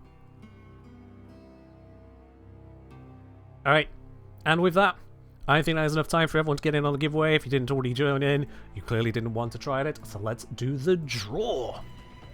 Only one person will be the victor here. If you're at the front, like Death Scholar was, that ain't gonna be you then. First come, first served, only getting served shots to the face by the fragmented one here, but one person will be our survivor. It's not Elliot, it's not Athlia, it's not Shayna, it's not Regulus, it's going to be... Ecologic! As your shot collides with the fragmented, you are our winner today. Tenno. The extraction point is up ahead. Ecologic, congratulations on winning the 75 plat, but there is something you need to do. We do not currently have your details on record, so, as they say, yo, what? Absolutely. If you could type into the chat, as it says there, exclamation mark IGN, followed by your Warframe username and platforms, all in one message, exclamation mark IGN, with your Warframe username and platform, we'll know exactly where to send that plat over to. So this plat comes out every couple of weeks in a batch from DE. They're the ones that hand out the platinum. So yeah, just exclamation mark IGN at the deeds, and we'll be good. You don't need to go in-game. You don't need to go in-game, Eco. Use the command, not a guess. Command. It is just as simple as that, and then, as I say, do the delivery of the platinum, so it'll just pop straight into your inbox with no further effort required on your part. And, yeah, I see Archons also use the IGN command. That's absolutely fine. If you've come to the channel for the first time here, if this is your first time anyone here today, also use that command, exclamation mark IGN, followed by your Warframe username and platform, so that in future, if you're a winner of a giveaway, I already have your details on record and we know where to send it. Simple as that. It only saves it for this channel. It doesn't work for other channels. You also won't see this giveaway arena on other channels. It is something you only get here. There we go. We've got Ecologic's details on, so that is definitely all secured. Wunderbar. And in the process there, we appear to have also kicked off yet another hype train. Well, I can't end a stream during a hype train. That is, as I've said many a time, strictly illegal. We can't do that. So we're just going to have to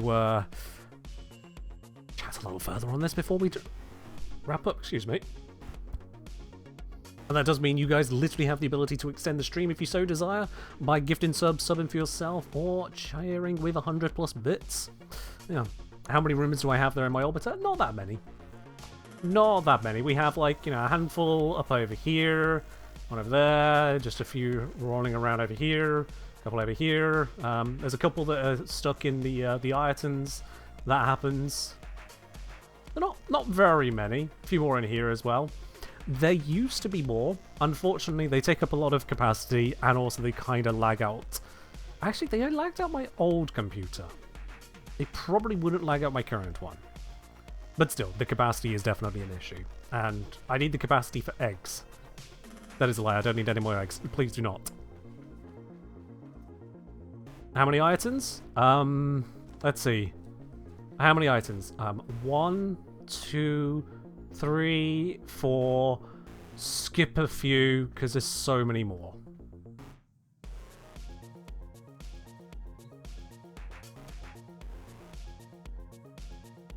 Yeah. There's a lot. There's a lot in here. If you're curious as to just how many there are, I will let you know this. I cannot place any more down. We discovered this during the stream where we did have drops on the channel, where I went to place down some more, and I can't. This is the limit.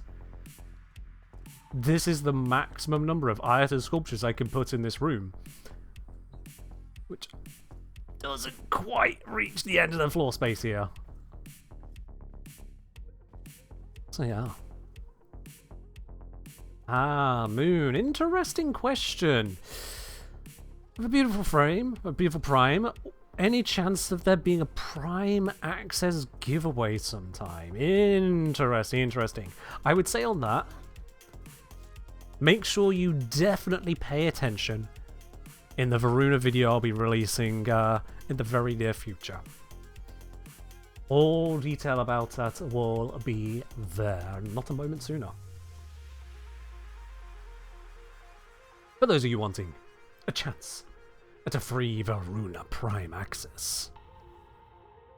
Does the game tell you how much capacity you have in each room? I don't believe it does, no. You just kind of go to decorating, like, oh, let's see. Dumpty dumpty dumpty dum. I would like to place another one of these drones. Yep. Let's see. Let's see. Which drones. Let's see. Do I want the 42 red ones or the 39 pinkish ones? Let's go with the blue one. Oh no, can't do that.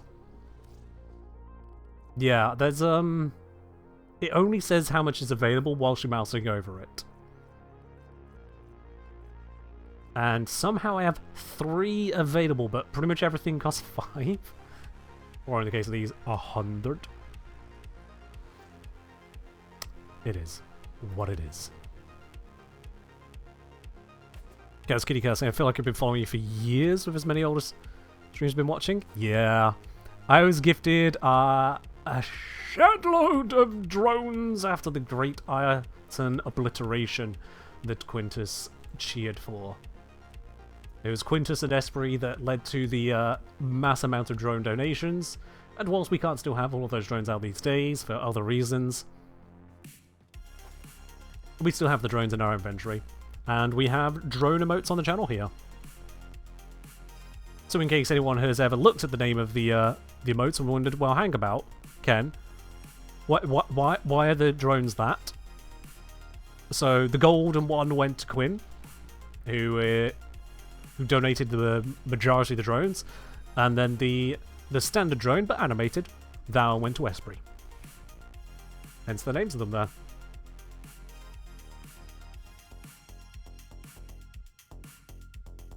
There you go. Athlete said, not think how long I've been in the clan. Athlete, I think you joined before I even was partnered on YouTube. Like, you were in the clan before the Kenjin channel was a thing, weren't you? Fairly certain. Have I filled the room in Holvania? No, I don't put decorations down there because I don't go down there. I don't use that room.